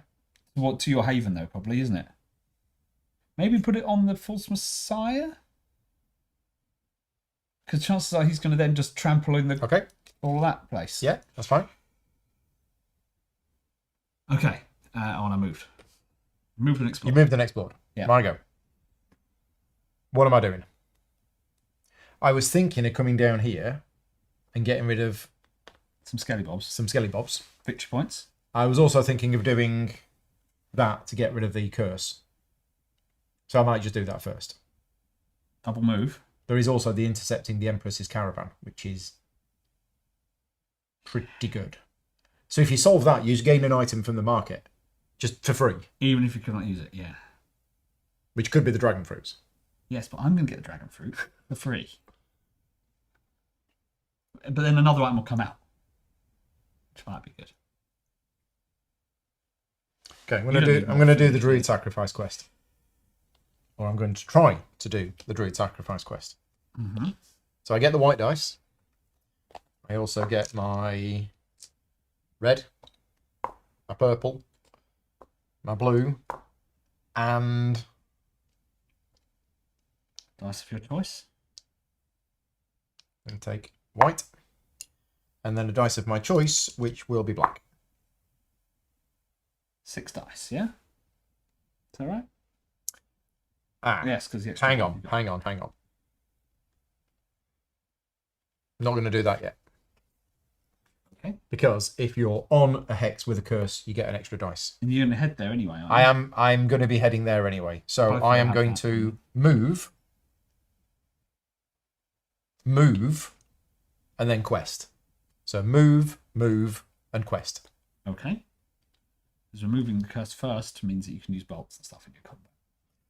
No, not doing that. I'm moving. No. The first thing I'm going to do is command. I know what I'm doing. I'm commanding. Because that's also what I would have done. Which one of the four things? Which one of those things? So I'm commanding first, and that moves me to there. That moves me to there. That goes to there, and that goes to there. 5 things. Action done. Yes. Okay. Right. Let's command.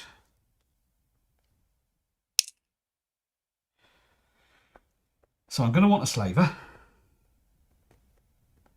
Am I going to want a bunch of archers?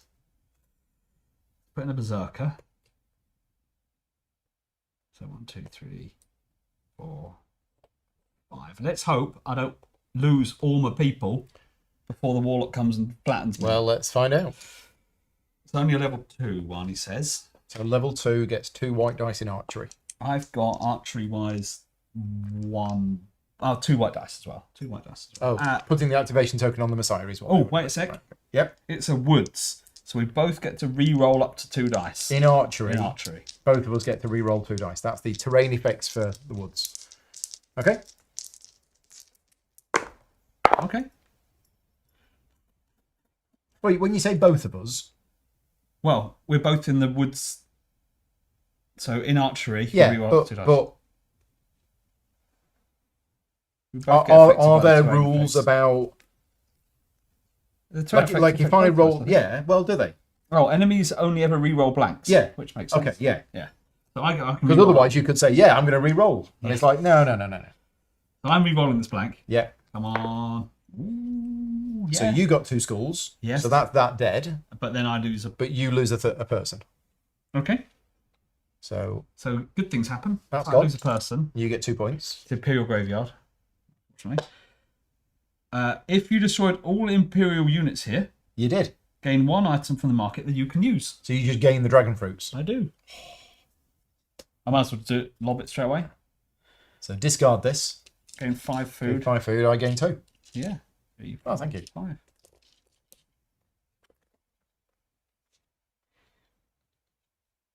I think that goes to a separate discard pile. Oh, wow! You haven't got 2 fists, have you? I do. That isn't a flip or a... No, just after combat, every combat, if you've destroyed all Imperial units, get an item. Yum, yum, Because you steal stuff. I do. Spoils of war. Right. Okay. Me. Yes. So I was gonna move, but actually, if I'm gonna go in here and fight them anyway, I might as well just move in here, come out and fight them, and then afterwards do the quest. The only downside is there's a curse there, which means I can't use bolts, but that's okay. So I'm going to command. Okay. Yeah. Spend a food. Going in there. You don't want a quest first? Oh, because you have the extra dice. Everybody's going in. Right. Archery. So it's icy wastes. There is no terrain effect. So I've got 2 white. 2 white dice in archery. And I can ignore a shield. But you're not getting any dice in archery. Ah, yeah. Well, I'm joining in, aren't I? Yeah, 2 skeletons. 2 skeletons, if you're still alive. Yes. Where are you? I mean, I could... Oh, you're just in the wastes. You could what? You could spend that ether to re-roll it. That's fine. You've got your fellas as well, haven't you? Yeah, it's fine. 2 reds, though. Ooh, you want to arrow the skeletons, really? Yeah, that would be great, but... We rolled Ready? rubbish. 2 skulls. So they are dead. 6 skulls. Overkill. Total overkill. Now, this is traps are only in archery, aren't yeah, they? this is actually going to hurt what I had planned for the rest of it. But that's fine. Yeah, I can't do anything about it. Well, I could re-roll. I don't want to. So I lose 2, which go here. They die. You get They 2 die. points. I get 2 points. Yeah, zooming ahead. Okay. Done. Your go. My go. What am I going to do? What have I got? Oh, I've got no salt.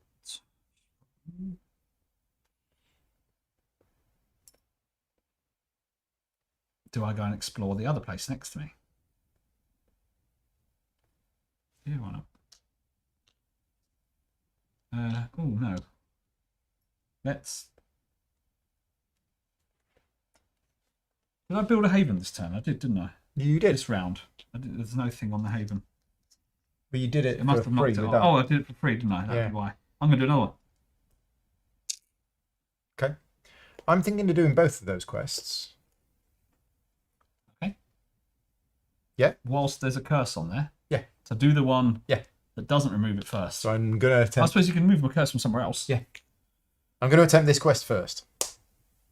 So I get the white. I get a yellow, because I'm on a hex with a curse. Oh, I even tell. I get a red. I get a purple. I get a blue. And I'm going to take another white. And, because I am astute, Oh. every time I solve a quest, I gain the reward of one of the goals, even if I've gained it already. Nice. They don't think you need the points, but you get units. Exactly. But I do need to solve it. You do.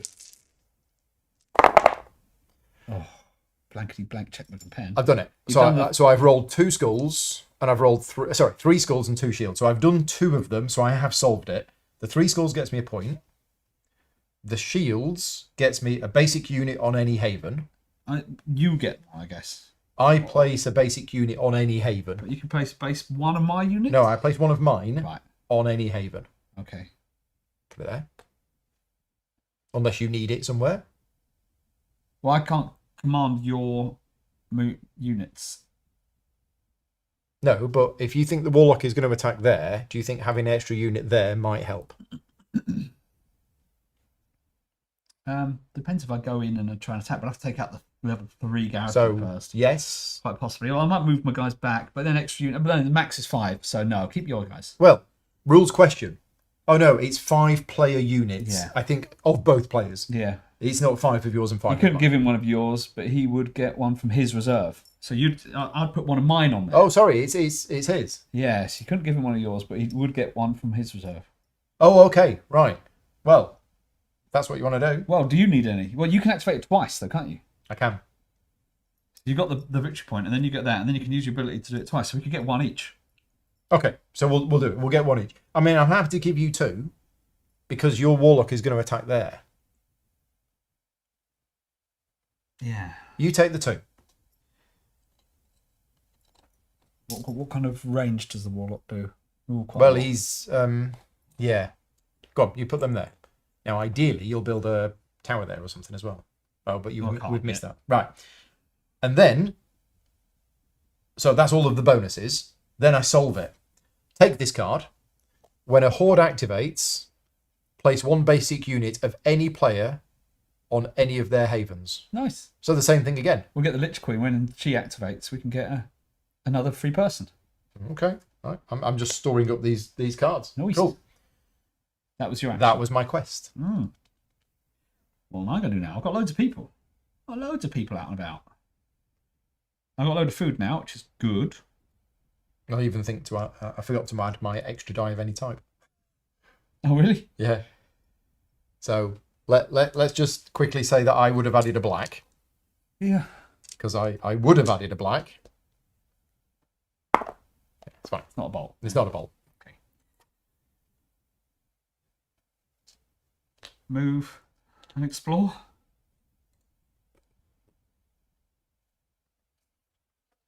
We have some mountains, so you're going to have to choose which way it goes. giant bones of Koloth blanket the... Plains of Rune. Oh, this is good. So, just as a reminder, heroes can pass through mountains, but other units cannot. So, if empty, which it was, place a garrison here. Plus, place 1 garrison on an empty hex with no X. An empty hex with no X. So, here, here, or here. Here's good. Yeah. Plus, every other player gains a food. And then I roll my hero dice and gain 1 food per skull I roll. Oh, nice. My hero dice are 2 red, 2 red, purple, 2 blue, 2 blue, and you want a yellow. and a yellow. Yellow's better than white for skulls. And you gain food equal to this. Nice. Oh, boo. 2. 2 food. 2 food. Could have been better. Could have been better. Unless, yeah, these are archery or clashes, the bolts, so. Mm-hmm. Okay. And then... That's it. Oh, that's it. Yeah. Right. My go? That's all right, I'm doing a quest. If I go in there, I can kill him and get that splinter. So I think I'm doing Druid Sacrifice. So I get the white, I get the same as last time, so I get the red, I get the purple, I get the blue, I'll have a white, and my extra dice will be the black. Okay. So you can keep it by getting rid of our druid. You may because Druid Sacrifice. Yeah. Oh, literally, a druid has turned Any up. druid is willing to die for their cause, and many do. Okay. Right, interesting. And get rid of curses. So a druid is You've sacrificing got the extra himself. yellow. Yeah, to get rid of a curse. Okay, we have 3 skulls. Yeah. We have a shield.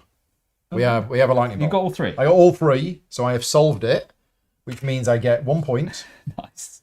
I can discard a revealed druid instead of this quest, which means this quest sticks around, So you can try it again. which means I could try it again. Yes. Now, does that white dice stay on there? No, I wouldn't have thought so. Check what it says. Place one. A hero who attempts that quest may use any dice there. I think that dice stays there. Okay. We'll get a ruling on that one. Yeah, that's an If this interesting one. quest sticks around, The dice. does the dice stay on there? Power of the small. I thematically yes, because the small are helping us, but we'll check with the designers. Interesting. So, is there one of those druids that were not? Which not one gonna- of those druids is not going to generate ether? And we're not going to use its god power. Yeah. This is one is if the Empire has more than any player, It's not going to happen. and regain the resource shown or gain a victory point. I think get rid of that. Or this one is if any player has 0 units, That's not going to happen either. and then you get a cheapest unit for free. Either of those two. The Empire cast has more victory than all players. Yeah, but we might use the bottom one. You and enemy all ignore all skulls. Although it's not got any ether on it. It doesn't at the moment. Oh, but we've got lightning bolt. The lightning bolt might save God us. power. Yeah. The answer is the die doesn't stay. Once you rolled it, it's gone. Okay, there you Sad go. times. That's fine. So do you want to keep the quest? Yes. Why? Because whenever I complete a quest, I can complete one of the quest goals, You even just if get I've gained it already. victory point. So I gain another victory point. And every time we do this, we get rid of a curse. Yeah, but these guys are miles back anyway. Okay. So that quest stays. And we choose a hex with a curse, remove that curse, discard this quest. But we don't discard this quest, we're discarding a druid instead. So keep I'm that going to one discard. So you can do it again? Yeah. So I'm going to get rid of that one. Yeah, because these are going to make more curses in a minute. Yep. Curses. Cool. That was right. you? Yeah, that was me. Command. Right. Those two are in there.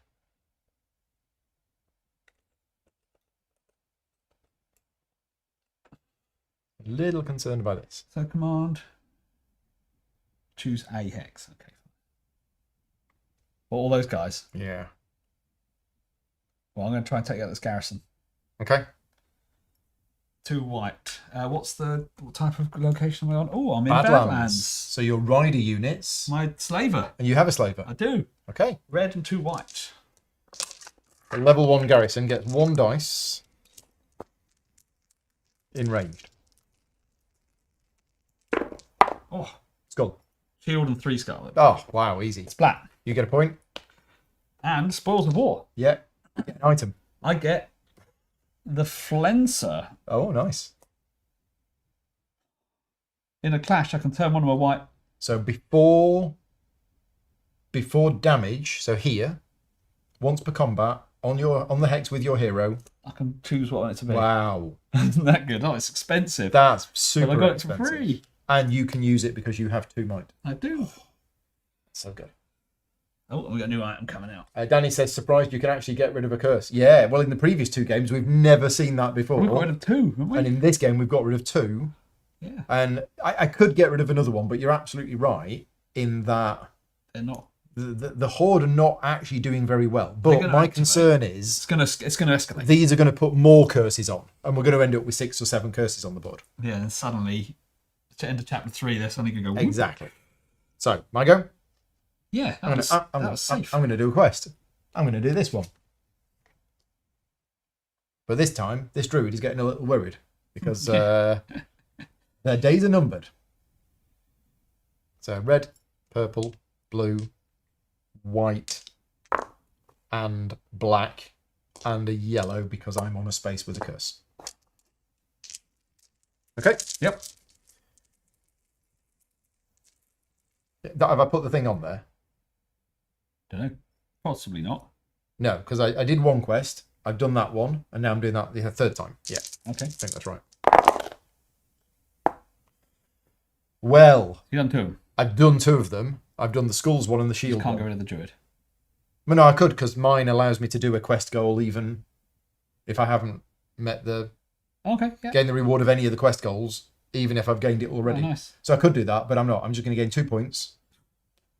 I'm going to remove this curse. Yeah. No, hang on a minute. Right. What happens when the Lich Queen But it gets a victory point. Yeah, it gets a victory point because the Lich Queen will place a curse at the start of her movement. Yeah. Can't, so she'll get a victory point instead. Yeah. That's better than putting the curse on. So we're going to get rid of that one. And then that is a discarded. It's gone. Right. Awesome. So you've only got one action left. I do. Oh, because you've moved twice. I've moved. I haven't done that yet. Yeah. You haven't moved. I've commanded. You've been commanding everybody around. Yeah. So the question is, do I command again? I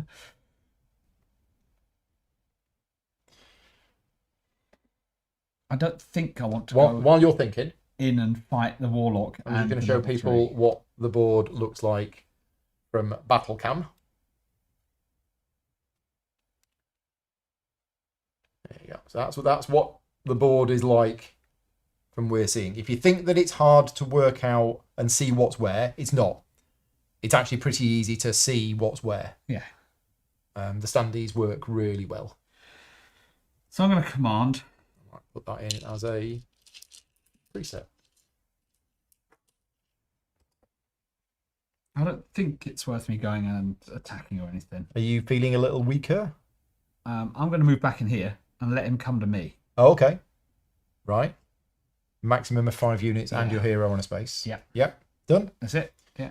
Okay. I'm going to command. I'm going to spend a food. And we're going to command all of these to move to here. That was the other option I could have done, I guess. What? Is build a haven. What Then I could have all 5 havens. But then I've only have 4 people on that one. The Warlock coming to me. Well, you could build a haven before you move. No, it's was that your last action? Yes. It's up to you. It gets me another 2 points. But it might... Well, it might not. Oh, no, it would. Oh, yeah. Cause if he goes there and kills all the people and kills the haven, it's -2. So, yeah, it's fine. I'll stick that. Okay. Right. You've done yours? Are you going to do Well, I got 2 actions left. Yes, I've passed. Did I command? Oh, I've lost track. Did I... How many times have I I commanded? think you had this 2 time? and I had 1. 2, 3. Yeah, 3. I've done 3 because I was there, wasn't I? Yeah. Or was I there? Was I here? You were here. So I've gone 1. No, I commanded twice to get there. So I must have been there. I moved back at the end of You last moved chapter. back, yes. The 1, 2. So now... 3. Yeah. So I've only got 2 actions left. If I move and explore, that That's could it. be bad because then I don't have the... Well, we don't have what? I mean, there's another quest. There is. Gain an item. I should have done that before I moved. Yeah. Well, let's say I did you're that. on the ice waste. I'm just going to say I did that quest while I was here. Or do you want to just take your thing back and say you didn't move? Just in case what Oh, okay. depends what happens. Sure. There you go. Nothing's changed. So I'm intercepting the Empress's caravan On the icy wastes. on the icy wastes. So I get a red, another red, a purple, a blue, a white, and I'm going to have a black. Yeah, you got your extra red, haven't you? Yep. So I've got the red for the thing, the black for my thing, and then my 4. Yeah. Okay. So I need 2 of these. 2. How many I got all 3. Oh, you got 3. I got everything. Oh, yeah. Yeah. Nice. Okay. So Right. I mean, you're all right for points. I get 2 points. You're going to get the 2 points anyway. I get 3 salts. You might draw a new quest. I draw a new quest. Did you put your thing that you did that quest? Thank you. Oh, it's good. No, I did. No, you didn't because you had 2 Did I? left. Okay, right. I'm losing track of this. And I can gain 1 of them again. So I'm going to gain the 3 salt again. Or draw another quest. But you've only got 2 I've only got options. 1 left. Well, this one is quite nice if you want to try to do this one as well. Well, I've done that. Yeah. And then I gain 1 item from the market, even if you could not use it. Discard this quest. So if your dice show 2 blanks, gain a bolt in clash. Flip this to flip an unexplored adjacent hex that has no curse, but do not gain the resources. So it allows you to flip it, not without having to do the explore action, then you can command into it. And this one, your hero is adjacent to any hex. Your hero is anyway, not your unit. I'm going to take the first one. I'm going to take the worm scale. Worm scale. Thank you. There we go. Right. Oh, look at that one. And That's then what I wanted. have one action left. So I'm gonna strike at Dawn. Sorry, Dawn. If you're listening. If your hero is on a hex with a legion or horde, I get a purple. Okay, this could go wrong. But I'm gonna try it. Wow, I've done 6 quests this turn. You're the quest, the one. Not sure about this actually. No, I'm not. I'm not gonna try it. I'm going to reduce the threat by No, 2. I'm gonna command. I'm gonna move these to here. Okay, right. Done. Finished.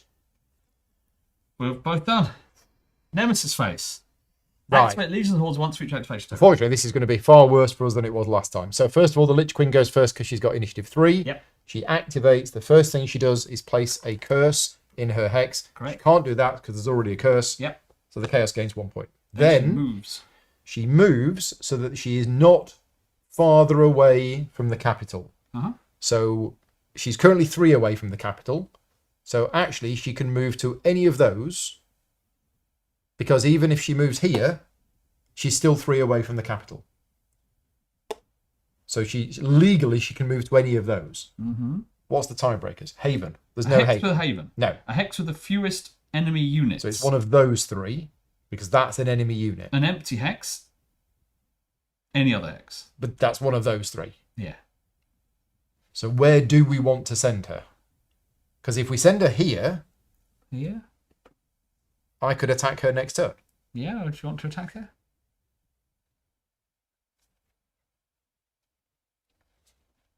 She has to move to the hex with the enemy units. Oh. Okay, yeah, so a hex with a haven, a hex with the fewest enemy units. Oh, The sorry. Fewest must. Oh, okay. Zero is not fewest. So, okay, so a hex that has enemy units, but of fewest those, of them. the one with the fewest. Yes. Right, okay, sorry, misread that. So if there is an enemy unit, Right, she there we moves go. to the enemy unit. Right, we have a fight. So this time we have a fight between the Horde and the Legion. So the Lich Queen, I'll roll for the Lich Queen. Yep. She's got 2 dice in, Only 2 dice? yeah, 2 dice in ranged, Okay. and you're rolling 1 dice. I'm on for them. Legion. Now, it's not explored, so we don't know what the terrain is. No. So there's none of that nonsense. Blankety blank. Check Blankety blank, blankety blank, blankety blank. Blankety blank. Right, that's that done. Right. Clash. Clash. What do we need? You. No, yeah, I've got the blue. Oh, and you're white. rolling for her, aren't you? No. You. No, I'm rolling for her. Yeah. Yeah. So I need purple, red, 2 yellow, and a white. You're going down. Down Chinatown. 2 shields. 2 skulls, but a lightning bolt. What does that bolt do? So her lightning bolt says every horde in play, including her, gains 1 threat. It activates before damage, but only once per round. So her and the false And Messiah. the false messiah have gone up. And then 2 skulls, 2 shields, nothing happens. And we do it again. Uh-oh. The once per battle's happened though. But yeah, the false Messiah is now Love it. strong. And I thought, well, this is interesting. Yeah. He's going to attack. Yeah. Clash round 2. 1 skull. We put 4 at the setup. The rules say 5. I thought it was 4 in a 2-player game. I checked the rules. Who's going on checking the rules? That's just. We'll check that in a minute. yeah. I've rolled 3 skulls. Oh, 1 skull. So 1 skull is 1 damage to the Lich Queen. Yeah. And 3 Then- skulls here means That goes to that's the gone. Chaos And it Graveyard. goes to the Chaos Graveyard. Yeah. So they're going to get points because they've defeated that. Awesome. That's the Lich Queen done. She only had 1 activation token. Correct. Now the Warlock. Now the Warlock has a built-in teleporter. So he's adjacent to any hex. So he's going to go to his target. Yeah. So he goes there and we have a big fight. Dude. Big fight. What am I on? Oh, icy plains. So nothing. Nothing. Okay, ranged. 2 white. You also put... so in future printings, the number is on the map. Okay, you think it's 5. We read it was 4, but we will go and get another one in a minute. Okay, yeah, they're just under there. Yeah, thank you for checking that. Let me see if we get to that stage. I don't know why we read that it was 4 earlier. Yeah, I don't know. Ranged. Range time. One. Who's this? This is the Warlock. One skull. 1 skull.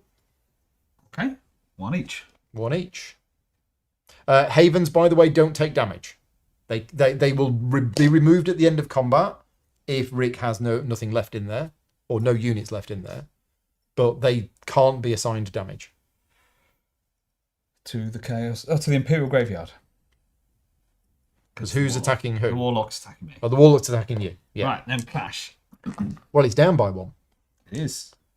So it's purple, blue, 2 yellow, Yellow. and a white. White. Now, what's his bolt ability? Remove 1 wall, tower, haven, or a threat after damage. So it's going to remove the haven. It's going to remove my haven. Oh. Yeah. And then... Yeah, okay. That's not good fun.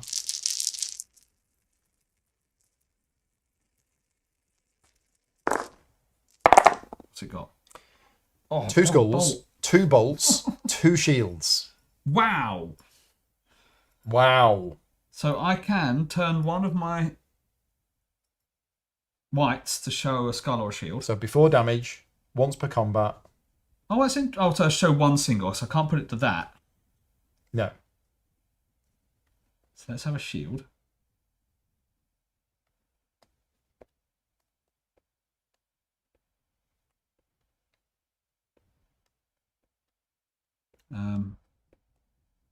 So at the moment it's not taking any damage. No. Oh, and I'm taking 1. Dead. Okay. And double bolt. Yeah. So the first bolt removes the haven.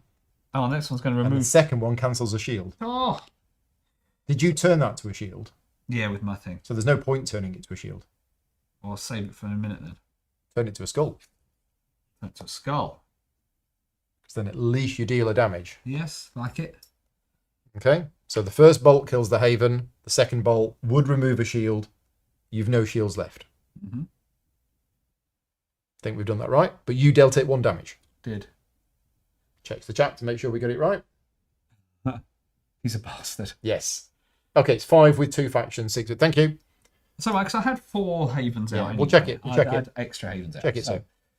Now, carry on. Next clash. Purple, white, yellow.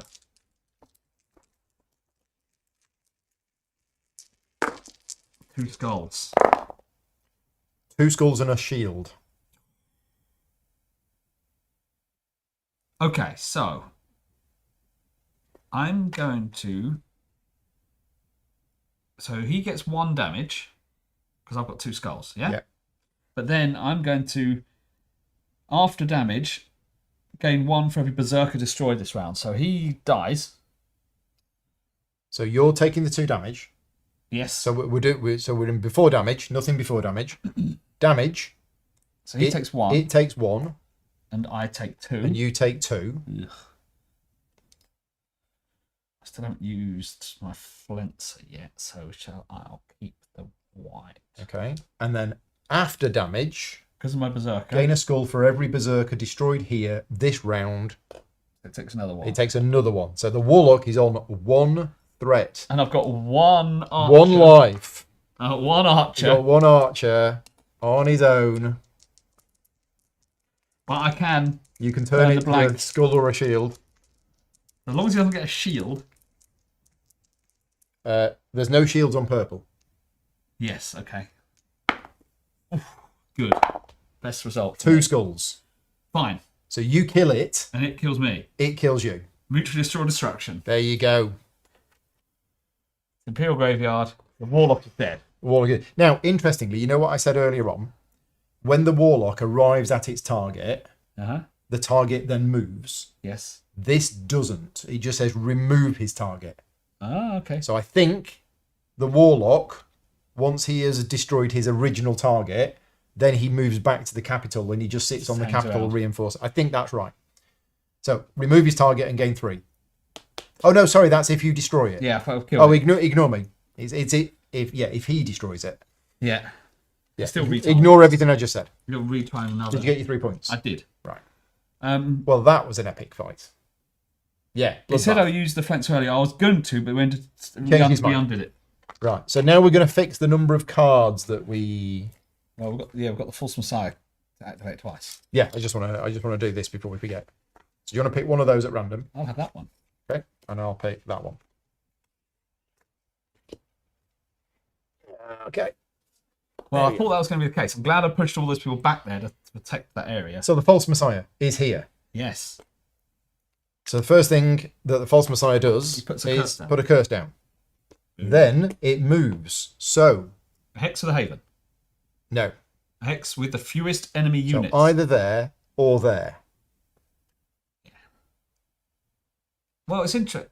Not further from the capital. Yeah. So there is not further from the capital. From where we currently So is. we don't want to send it to here because it's going to activate a second time. And if it activates a second, Go to oh no, haven. it won't because that's further. It can't move further. So it's going to go to the capital. No, it would go to. No, enemy units. Oh yeah, fewest. Yeah. No, it. Yeah. No, it would go here. Why? No, you're right. Yeah. A hex with the fewest enemy units, which is the capital. It would go there. Whereas if we sent it here, it would go to the capital. Yeah. So it doesn't really matter. So we'll send it here. Yeah. Right. Awesome. If Once it you get survives. used to it, it completely makes sense. If you think about it thematically, what it's trying to do, it makes sense. Ranged. False Messiah. Oh, this is threat 7. It's big. This is going to be awesome. It's going to go to the capital and big fight. Blankety blank. Skull. It's dead. Done. Right. To the graveyard. Right. Then the false Messiah activates a second time, He's persuading everyone, isn't he? puts another curse down, and moves to the capital. This is what you want to happen in the game. You want these big enemies to be fighting each other. Right. A 3. Archery. You get 3 white dice. And if the capital is destroyed, we'll get another legion. The legions come out, and then Yeah. if that's empty, we flip the tile So over. this could last ages. 2 skulls. A skull and a shield. So the false Messiah goes down by 1. And so does this. Don't put that on the... Not that matters too much once there's... one. Clash. Flash. Purpley purple. I need another purple, please. A red, a blue, and a white. Yellow, white. Can I have a purple? You got any spare dice? Oh, what half do? Oh, a skull and a shield. 3 skulls. Oh, so 2 damage to him. They're dead. Yeah. And 1 more to the false messiah. But So, we've never had this happen in a game that we've played before. nope. The rules of the game say if there are only non-imperial units here, which there are. Except this is actually really bad. Is it? Well, he's going to get lots of points. Then what happens is we get a legion. We do. So a legion appears Here. here, and then if we can't take a legion, the capital is then destroyed. Yeah. So legion comes out. We have the assassin, Oh, comes out. outcast by her family. Karma found a channel for her hatred. Ooh.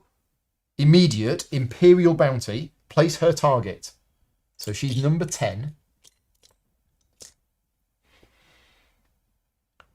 Where are we placing it? You don't have a target. Neither do you. I don't have a target. You've taken quite a lot of a beating, so I'm going to put it there. Okay. The player with the target flips their starting feats. Ooh. Oh. I expect extra dice. Well, that's fine, because they're going to flip back in a minute, aren't they? Well, depends. Place 1 activation token on her card. Hasn't come out yet. But the card. Yeah, where's the card? Oh, you got Here. it in your hand. And she comes out at what threat level? 5. But fight time. But she comes out here. Now, does that mean that she is going to activate this round? I'm not sure. Yeah. We've passed her point. We at have 28. passed her point. Does that mean she would activate this round? If she survives, can we have the standee? The assassin. She might not last long. Here she is. It's pretty cool. Very cool. It's cool. Isn't it? So It's just- basically, what's happened is the garrison has fallen. yeah.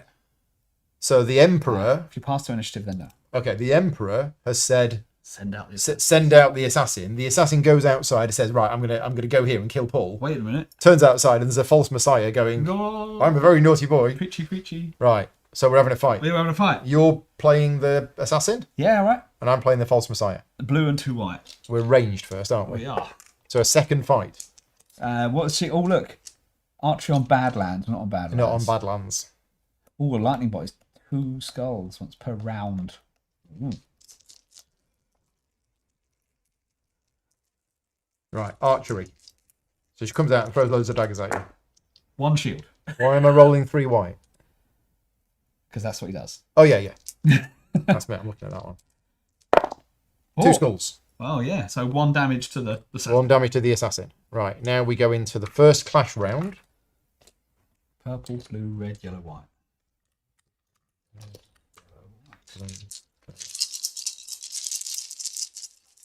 Here we go. Oh. I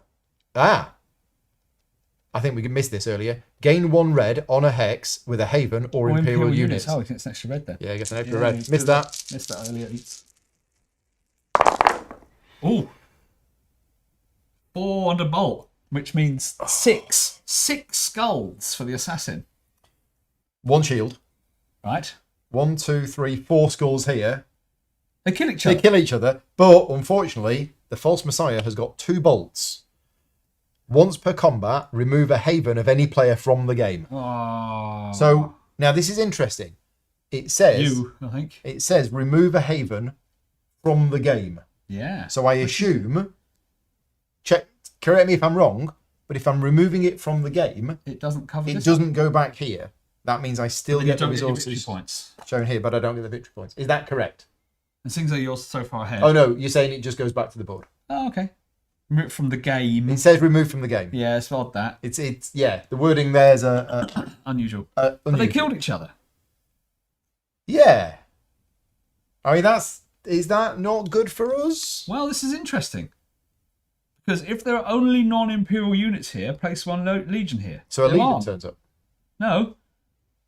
There's no units here. Oh, there's no units there. But that's... Yeah, no, I think... So it doesn't flip yet. When we move on to that spot... A legion will turn up. We can get a legion to do it. And then once we've killed all the legions, we can flip it. Okay. Right. So yeah, it's destroy a haven. Destroy a haven, put it back on your board. Thank you for clarifying that. It seems like you're far ahead. I don't know if there's any official FAQ for this game. If there isn't, I am going to suggest that there is some official FAQ just to clarify a couple of little things like that. Because remove from the game does mean something in game terms. That was cool though. They just fought each other. I'm struggling to see how that was a bad thing for us. Well, there's another thing in the graveyard. I think getting rid of them is a good thing. Yes. Yes. I think that's a good thing for us. Oh, but they do trigger the bottom of the cards each. Do they? Oh, because they killed each other. Yes. Okay, so the assassin, if destroyed, the target is removed. Yes. And gain 3 points. So the chaos gains 3 points. And then the false messiah, if destroyed, gain 3 points. Okay. And 1 of your units here. I don't think it gains 1 of the units here. So. Okay, so. Did you do the destroy effects? Yep, just did it. You just did. Right. Right. That was all of them activated. Hey! Production phase. Game resources based on your havens. Okay. Not so good for you anymore. No. Mine was going to be epic, but then things happened. Gain the resources shown every hex during your stuff. 1, 1, 1. Two of that. 2 of that. When a horde activates. Forgot about this. You don't have to. Oh, you could have done and just place 1 of your basic unit on any of your havens. Do you want a free basic unit? No, it's fine. Well, I assume you discard it. You don't necessarily, do you? No. Oh. When a horde activates, yeah, place 1 basic unit of any player on any of their havens. So Lich Queen activated. Oh, we missed this. Apologies, missed this, but I have this quest. We can still do it, can't we? Yeah, so we can rewind this.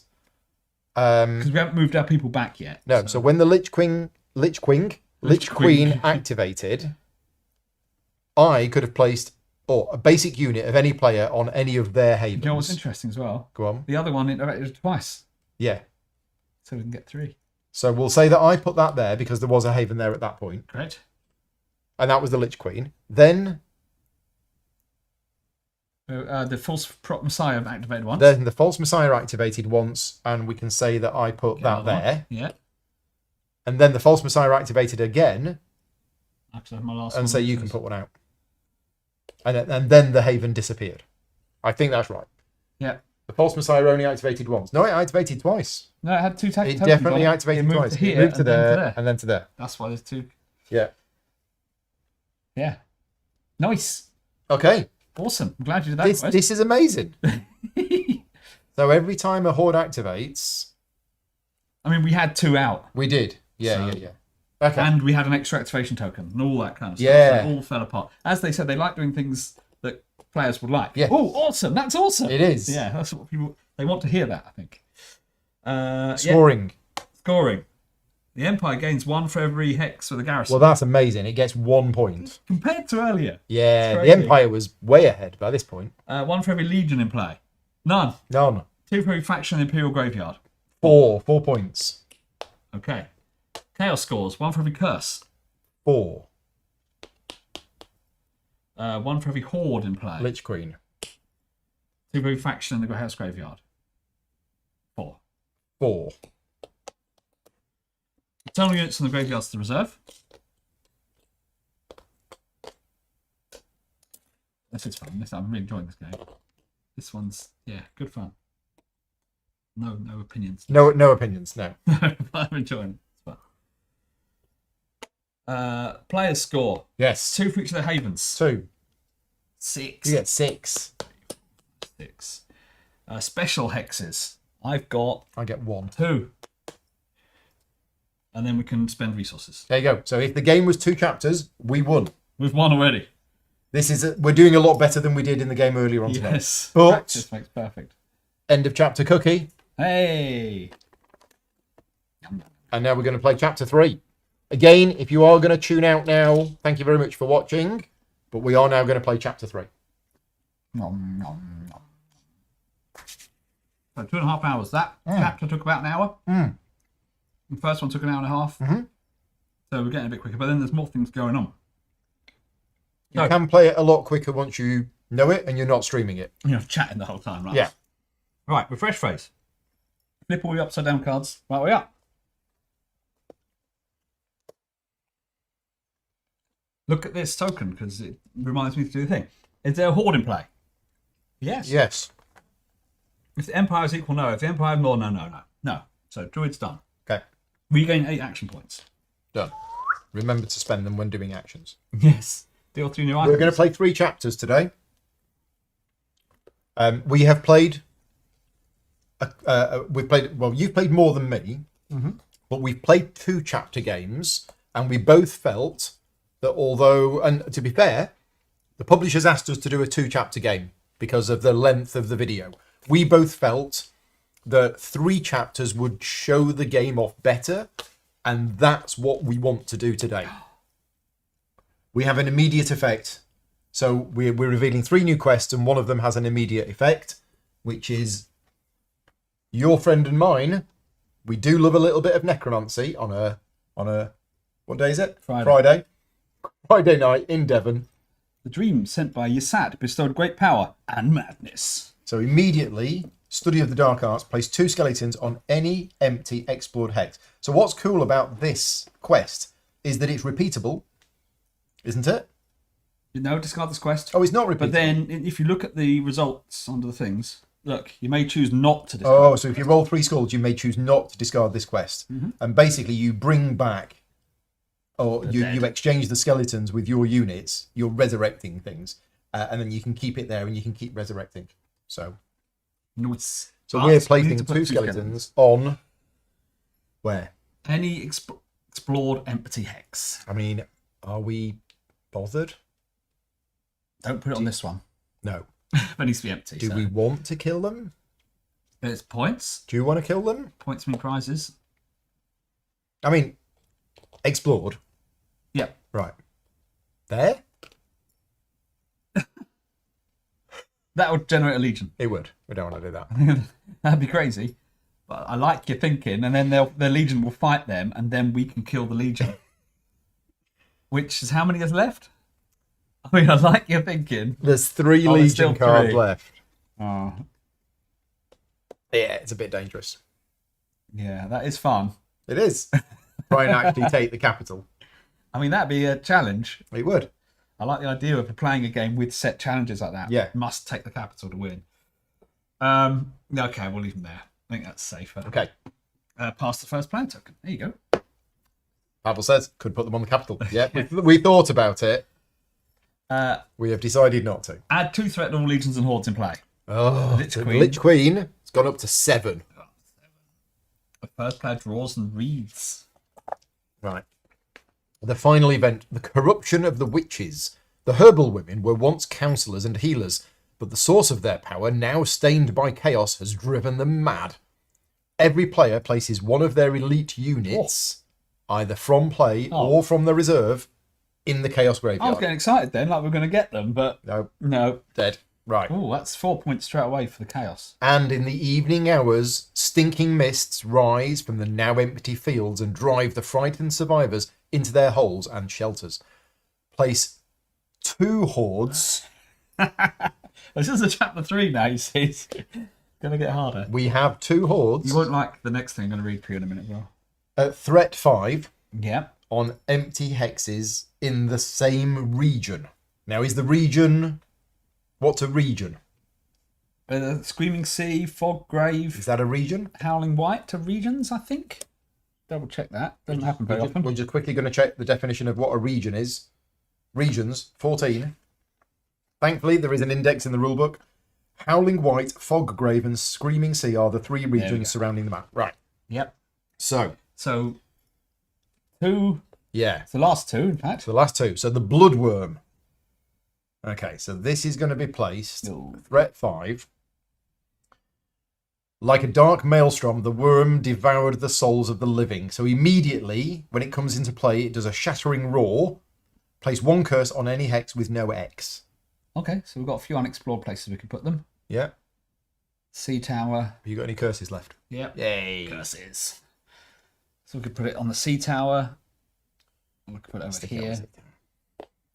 You never managed to get your Sea Tower. Okay.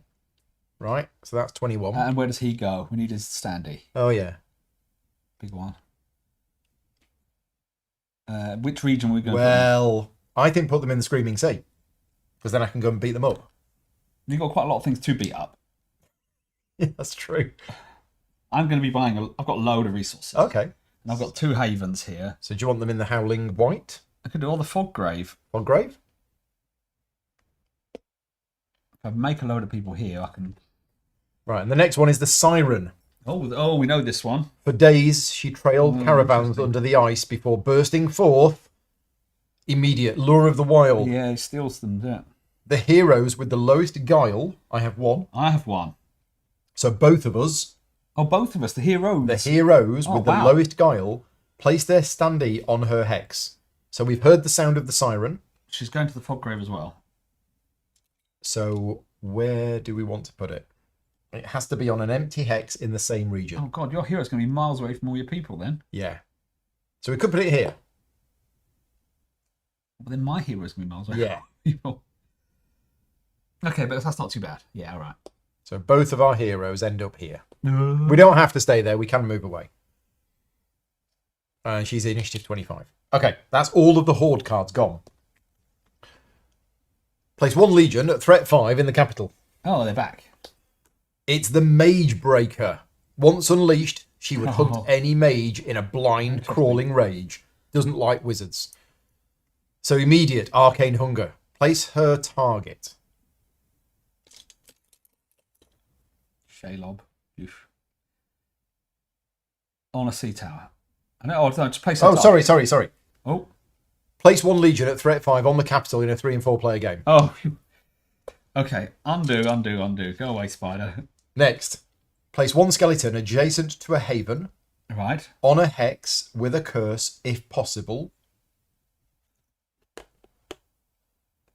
and then activate all skeletons. Oh, Now- dear. Now, skeletons work in a slightly different way Got them here. to normal horde in that they don't add a curse when they activate. Correct. Move all skeletons. Yeah, I'm getting a bit warm.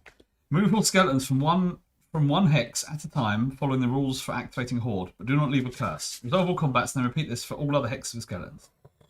Right. Well, I think you've just lost your haven. Well, this guy might. That one. Oh. Yeah, got no people there. Should we do that one first? Boo. So that moves to there. Well, that's Now, there is a tower. So your tower defences do work, even without people. I believe, even without people. Oh, if that's the case. I think the wall defences only work if there's a person there. I think. I'm just going to double check that in the rules. Towers, page 42. And we're chapter 3 now, by the way. Defences do not work without people. Oh, no. Boo. Okay. Oh, yeah. Towers give you 1 white die if you have any of you. Okay. Basically, there's nobody there to climb the tower. Oh, who left? So that's gone. So that's that one I done. wasn't expecting skeletons to activate. But Next. Oh, wow. Yeah. Here they come. It's a haven. It is. All I've got is 1 yellow. So there's no archery. Nope. It is a forest. It's a forest. So that doesn't help because that's Nope. archery. A skull and a bolt. Bolt is another. Oh no! Oh, yes, Oh. I haven't got any. So that's fine. Because I kill one. Yeah, so when the skeletons roll a bolt, what it means is at the end of the combat, another skeleton appears. After damage. But thankfully, and that would have meant there was 3, which means they would have turned into a horde. I killed one. But you killed one, and then 1 more gets added. So that goes to the chaos That's graveyard. gone. 1 more gets added. The haven is Okay. destroyed. You get a point. My haven. Oh, my lovely haven. And that's those 2 done. Yes. Now, That one moves to a haven. haven is it's the same. Yeah, move to a hex with a haven, fewest enemy units. So that's. So what hex with a Oh, haven? actually, not further from the capital. Oh. Because it activates the same. Oh as yeah, the they're horde. still all trying to get to the capital, aren't they? Yeah, so that worked. That was and that okay. worked. That's okay. Oh, boo. But that one moves to the And capital. generates a legion. Oh, what? What does it? Yeah, No, why not? because there's no enemy. There's no units there. But still not further from the capital. Yeah, so we could get it to move to here. Do you reckon? I think so. Move the horde 1 hex not further than the capital. This Yeah. priority. A hex with a haven. A Right. hex with the fewest enemy units. So if there is a hex with enemy units, it would An empty hex. an empty hex. Any other hex. There you go. So we can get this skeleton to move to here, That's true. so that it doesn't go to the capital and it doesn't force a legion to appear. Do we not want a legion? No. And then these do move to there. And they fight that one. So you want to roll for the archery? Yep. 1 white. Nothing. No. Right.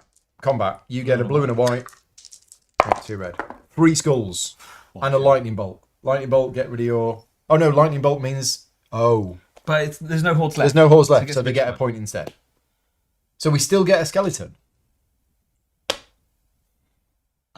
Yeah. I don't know. Did we just gonna get more and more skeletons? 'Cause So we don't turn are hordes? we in a never-ending loop where they continually get victory points?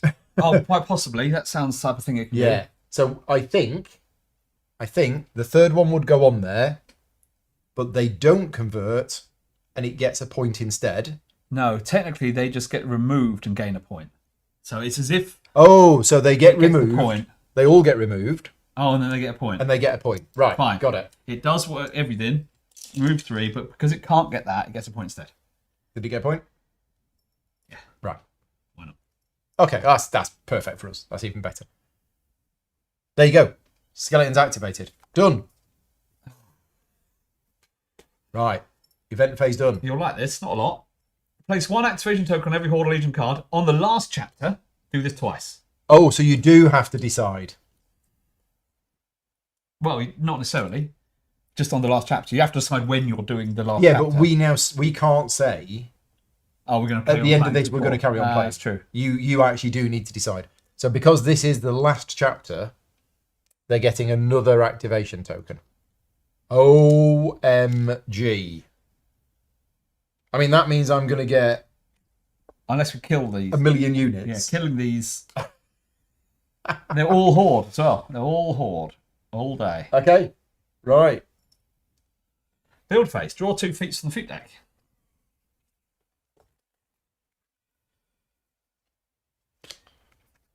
I'm having a leadership. Maybe some archery. I get 3 resources. I'm going to take 3 plunder. Sweet, sweet plunder.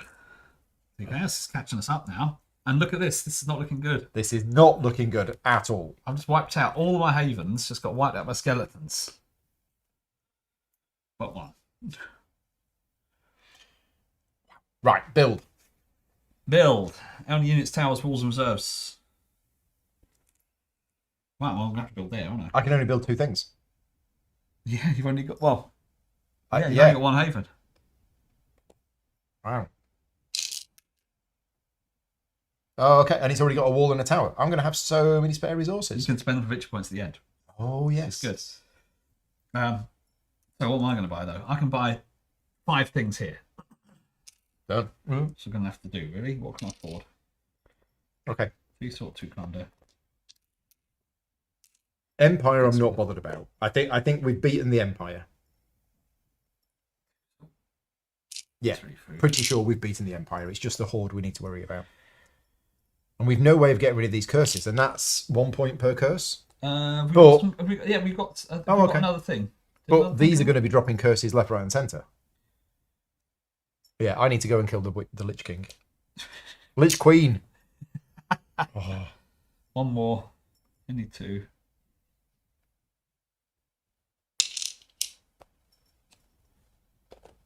Again, I did have loads of havens.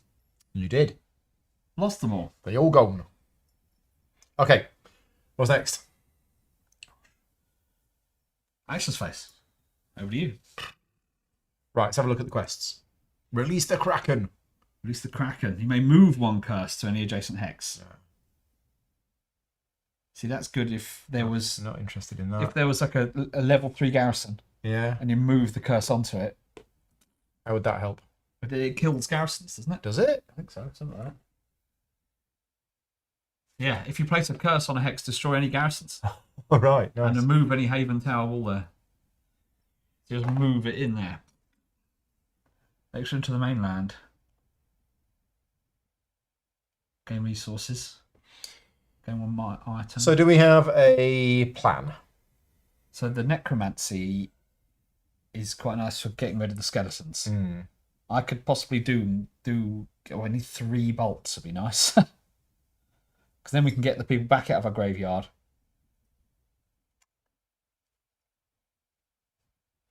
Blue's got bolts. Where's the 3? So we are currently on a space with the Siren. We are. But if I commanded, I'd just be moving them in. Those 3, yeah. And it's... They would die quite easily. I'm probably going to head for the Bloodworm. I'm thinking of taking on the Lich Queen with these. Although the Lich Queen is... She is... Yeah, look at that. Oh my goodness, the Bloodworm. Bonkers. That's so tough. I mean, they're all tough, but... All that red. Is that our best bet? Because if we don't, these are going to be moving around, dropping curses everywhere, gaining loads of victory points. We can go and get victory points ourselves. But they are going to go to the capital. They're going to pull the legions out. There's just going to be mass fighting here. Both of them getting loads of points from killing each other. Exactly. So the Chaos are going to win. Right, what items have we got up here? Items. Discard this to remove 1 curse in any hex and gain a victory point. There you go. I'll buy that. Discard this. Every player places 1 base unit on any of their havens. Okay. After combat, you may place 1 of your basic units destroyed here on any of your havens. Okay. I'll just buy the Leeching Orb. Easy. So I go to the market, spend 4 money. In fact, you're on a Sky Tower, I think. I'm not. I'm over here with you. Oh, you're not. I'm going to be heading back that way. All right. So I spend 4. I buy it. I use it. I remove a curse. And I get a point. Yep. Survivors. Oh. Flip this. Every player may build units and defences. Oh, in the actions phase. Yes. We needed that earlier. Well, I can buy it. I know, but we need a haven, don't we, without any people on it. That's correct. But after we've had a big fight, yeah, like if you've taken on the Lich Queen, I think it's going to use a load of our stuff moving. Should have got that thing earlier and asked it to move 3, but I was that with the previous game. Right, your go. Right. I'm going to want... I increased my leadership and now the quests are not...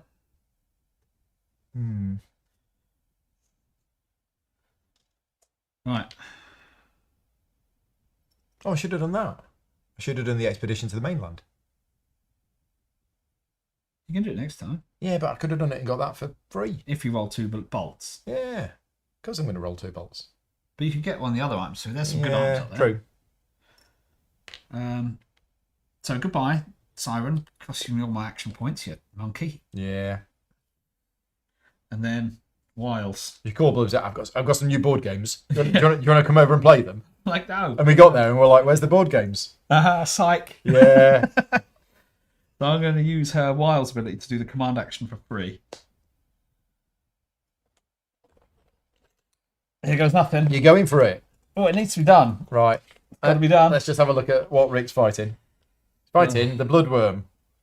Look at this. There's all the reds. So what I need to do is do well in the archery. That's what I'm telling myself. Of which I get 2 white, but I can re-roll my whites. So let's just go through it. Check the terrain. Nothing. Use feats and items that are used before combat. No, I've only gone after combat. Check the combat abilities on the Legions of the Hordes. The combat ability we're checking is that if she rolls a bolt, place a curse here. Yeah. After damage once per combat. That's it. Archery round. Come on. 1 skull. Right, that's not too bad. 1 shield.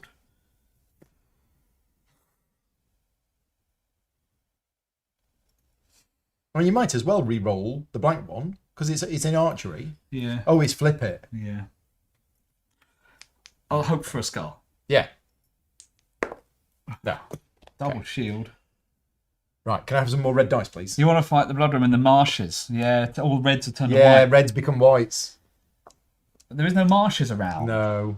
So, yeah. Trying to do that. Right, what's it doing now? I need red? 5 red. I wanted at least one thing to at least knock it down to 4. Right. So, what am I doing? 2 whites, a red, a yellow, and a purple. What have they done? All of the skulls in all of the world? I want at least a bolt, please. We've got the ether on the deep dweller. Here we do.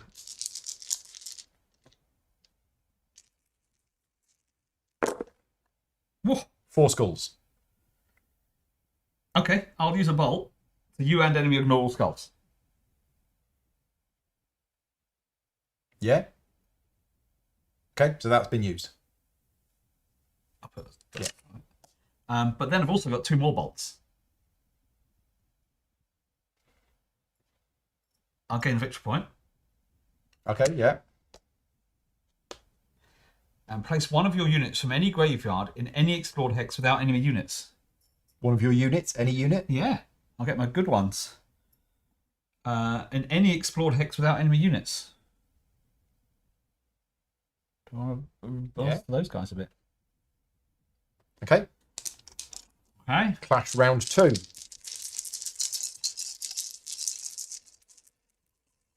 Honestly happy to 5 red. Yeah. Oh my goodness! Goodbye, guys. See ya! Nice to know you. 8 skulls. Wow. Yeah, what's the average? Yeah. So I got 3. Interesting. And again, very thematic. I love the theme in the things. There's no shields on the red dice. Well, this is interesting.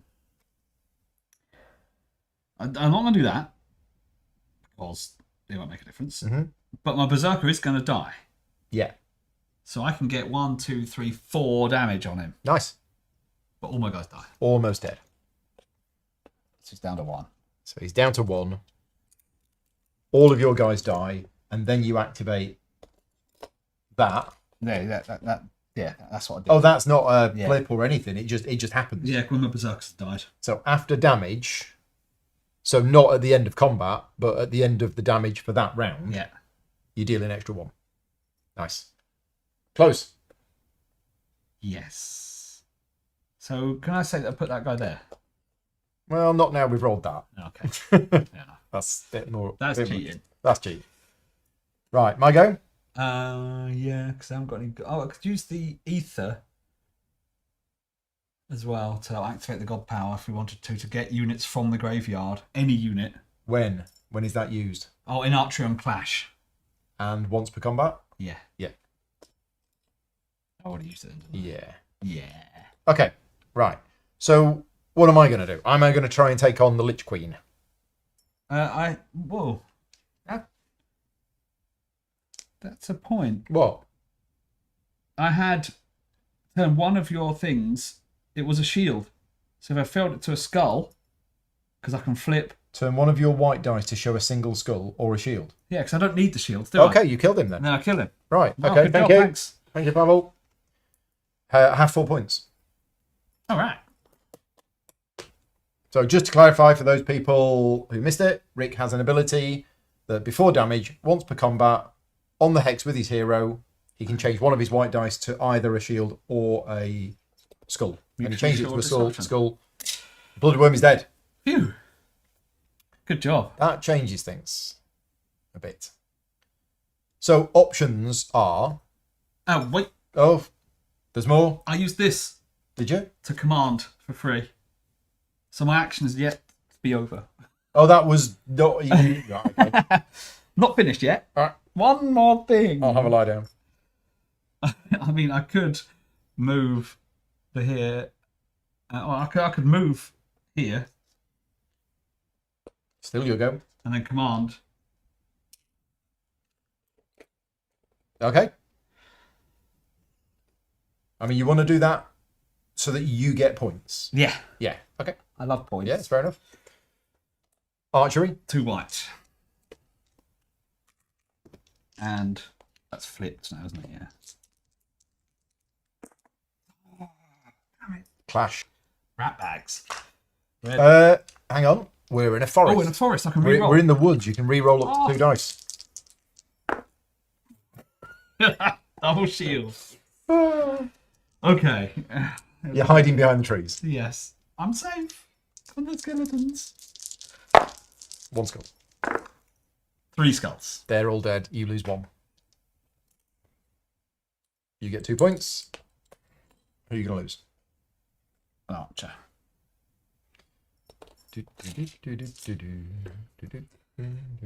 Now I'm done. You sure? Yes. Right. So what am I going to do? Am I going to move all of these here 4.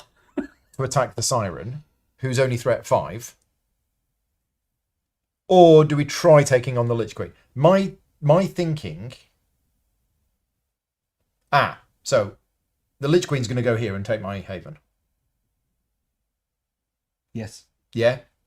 If you leave it alone. Go fight the Lich Queen. She's 7. I could. Or you could go there and explore. You have to explore the hex first. I'd have to explore it. And if I explore it, there might be garrisons. And then I might have to fight the garrison. Well, no, the Lich Queen will fight the garrison. Do they? Well, yeah. If you flip over a garrison. Oh, right. Doing it. So move. Now you're catching up with me. Explore. Right. So we flip over this tile. Well, And it is plagued by storms, bathed in dark twilight, black ice. So I gain 3 crystals. Salt. And if empty, place a skeleton here. It's not. It's not empty. If not, reinforce here. Also, no. Hang on. It's not. It's not empty. Does not compute. So the definition of empty, which we have a definition of, which says, where was it? in the red, isn't it? Yeah. Doesn't contain a haven, a unit, or a curse. And that is a unit. It is. So it's not empty, which means it reinforces. And the rules for reinforce say... Reinforce. If there are units of the Empire or Chaos, add one more of the same type. So if it has garrisons or legions, it will add a garrison. A hex with skeletons or hordes will add a skeleton. Oh, okay. Right. In my mind, reinforce was just always the Yeah, best, no, it always seemed to be whenever I did it. Plus, place one skeleton with other skeletons. Okay, glad I killed those skeletons. Plus, place one activation token on a legion or horde card with the fewest tokens. Wow. Shall we put it on here? And hopefully you kill them. Or it goes on a rampage and goes into here. Right. There we go. Yeah, it's fine. Audio is still fine. Is there a problem with the stream? No, I think it's okay. Is it okay? Elaine needs to talk. Elaine can't hear anything. Okay. Hopefully it's back. Hopefully it's fixed it. Yeah, always need to control groups of 2 skeletons because of this effect. Yes. Yeah. Right, okay. So, it didn't cause a fight. It did not, unfortunately. So I moved. You're on there. Moved, explored. Yes. And that was my action. Yes. You'll go. Haven.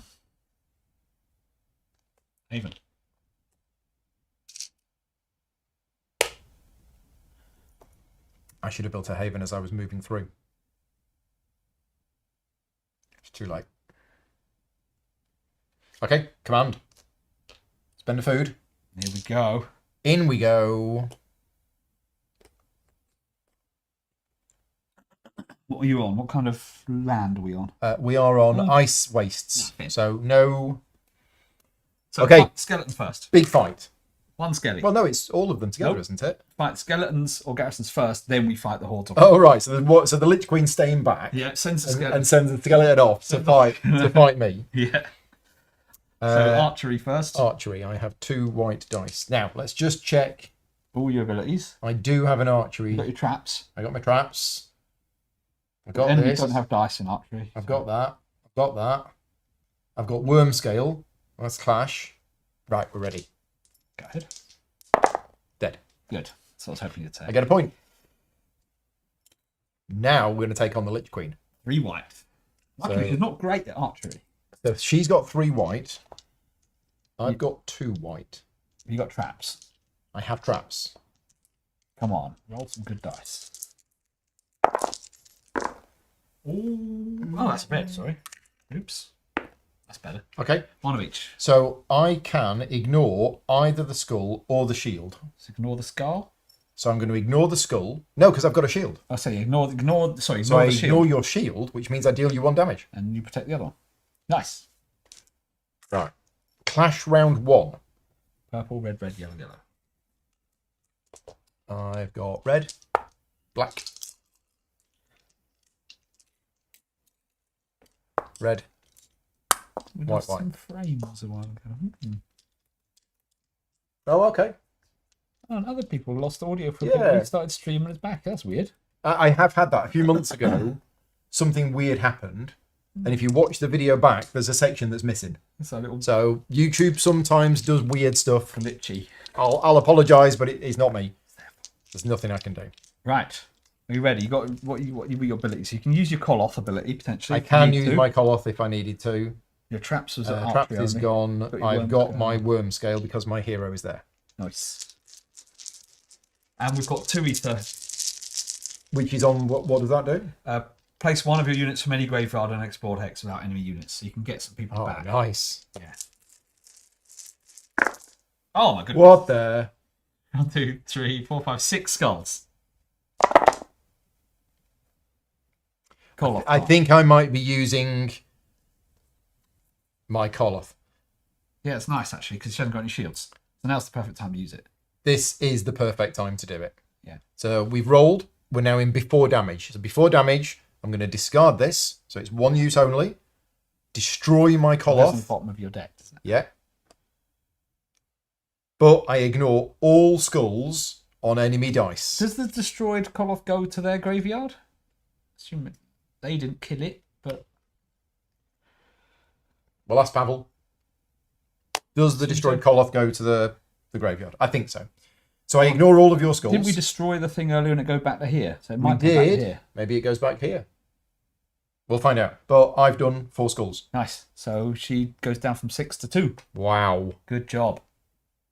Koloth. Great Yeah. Koloth moment. Suddenly you think that Koloth ability is rubbish, but actually... So it does go to the graveyard. it does. So we commented earlier on that it's really unusual that I get a card at the start of the game which can't be used. Mm-hmm.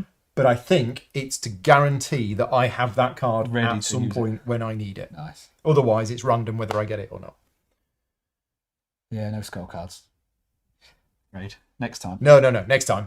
So we carry on. Based on the playthrough this afternoon, we didn't feel confident playing on a higher difficulty level. If we played it again, we would. Again, we're playing on the standard difficulty level today.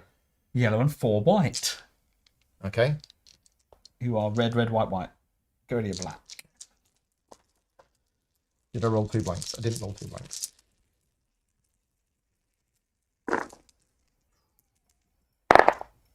Three skulls. That's enough to kill her. Yeah. But she does 2 back to you. 2 back. It's fine. You didn't roll any 2 blanks? I did not roll 2 blanks. Oh, okay. Yeah. She's fine. dead. Dead. Nice. 3 points. for you. Wow. If destroyed, gain 3 points. But Nice. more importantly, not going to activate. Not And 3 times. I think we've got this. I think we've got this. I think that's We're it. doing well this time. I think we've nailed this game now. So I'm just going to go to the pub as my last 2 actions today. And we'll remove her standing. Nice. Who's left? The siren. Where is she? There. And these If skeletons. we can... I mean, Wow. I can't get to her. I'm going to command...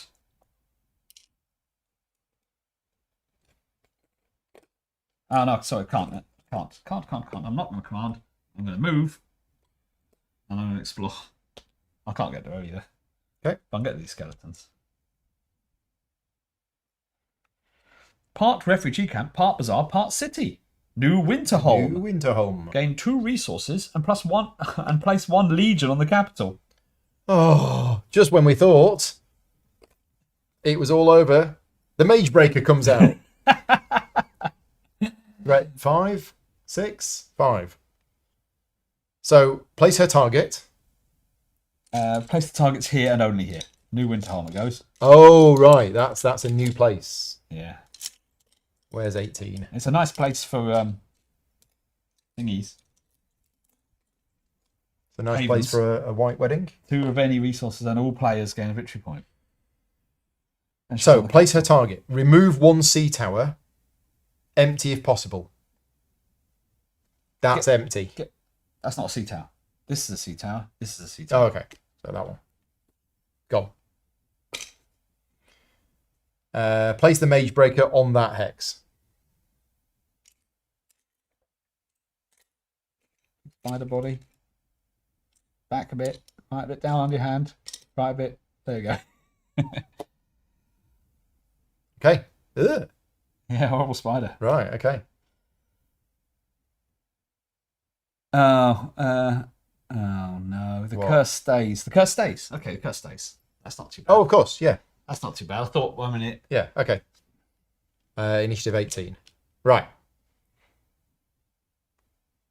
It's not going to activate, though, No. because it hasn't got any activation tokens. Okay, so You done? fine. Over to you. Whatever. I'm going to build a haven. Nice. Do you want to go take on the major? No. That's not worth it. I'm just giving him points. I don't need the points. What's been prices? No, shall I take on the skeletons? Look at the Imperial Graveyard. Empty. Yeah. There's already got, what, 3? So he's going to get 6 points there. Yeah, it's fine. So take on the skeletons. It's going to get 6, 7, 8, 9, 10, 11. It's going to get 11 points. 32. You actually don't need to do anything. If we want to just end the game, we could literally just do nothing. Yeah, if I with had our another last action, I could actions. haven here after killing Yeah. the skeletons, but I don't. Yeah. Well, it doesn't matter. We're going to have one final if fight. they die, they go there, and they don't get any more Yeah, points. okay, well- I've got more chance of getting points. One final fight. Where are we? That's a good point.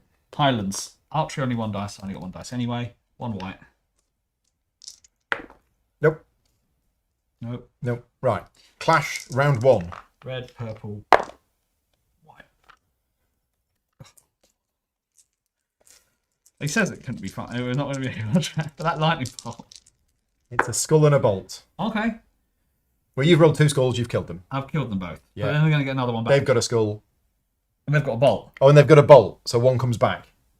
So 2 die, you get 2 What points. did they do? 1 skull, I've got a shield. I've also got a bolt, though, so I can place one of your units from any graveyard and explore the hex with without any units.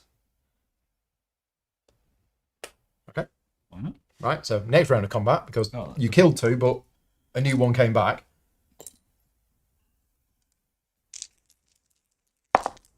2 skulls. Oh. Yeah, so it gets one of my guys. Yeah, and you've killed it. I killed it, I get a point. Yeah. And I can use this to gain the resources on the location, 2 of any, Yeah. or gain a victory point. I'll just gain a victory point. Yeah. Okay. Yeah. And That was my last. I'm going to choose the trade action, and I'm going to get assault. There you go. Done. Nemesis face. That's what legions and hordes once for each activation token on them. So Mage Breaker doesn't activate. Mage Breaker does not activate. Siren The Siren activates. So when the Siren activates, I place a basic unit of any player on any of their havens. Oh, there. This probably doesn't matter. Okay. Okay. But this is gonna then activate. she's going to place a curse, Bonk. and then she's going to move. So is there an adjacent hex with a haven? Nope. No. Is there an adjacent hex with enemy units? Yes. So she moves towards she moves to the 1 With the fewest. with the fewest. Mine. There's 3 there, and there's Two 2 there. So she moves to that one, and we have a fight. So he fights me again. No archery. I've got 2 red dice in archery. Oh goodness. Really? Also, enemies cannot use bolts. Alright. Alright. Didn't want to use boats anyway. 1 skull. No. Boo hiss. Okay. Clash. Shouldn't roll a bolt, she know. Okay. No. Flash. Purple, yellow. What terrain are we on? Mountains. Oh, she only used 1 Highlands. She only used 1 dice. We need to undo that. We're in Highlands. You only use 1 dice in Highlands. So roll 1 dice. I'll roll again 1 dice. in the tray. It was blank. Get my purple. Have your unit back. Fixed it. I mean, we should be going through this every time. We said that, didn't we? We did. We said this every time.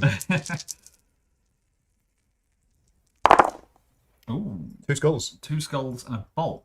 Can't use bolts. Oh. Can't use bolts against the Siren. So 2 damage to her, 2 damage to her. 2 damage to me, Yep. but 1 extra damage to her because the Berserker died. Okay. No, I nearly got her. Combat over.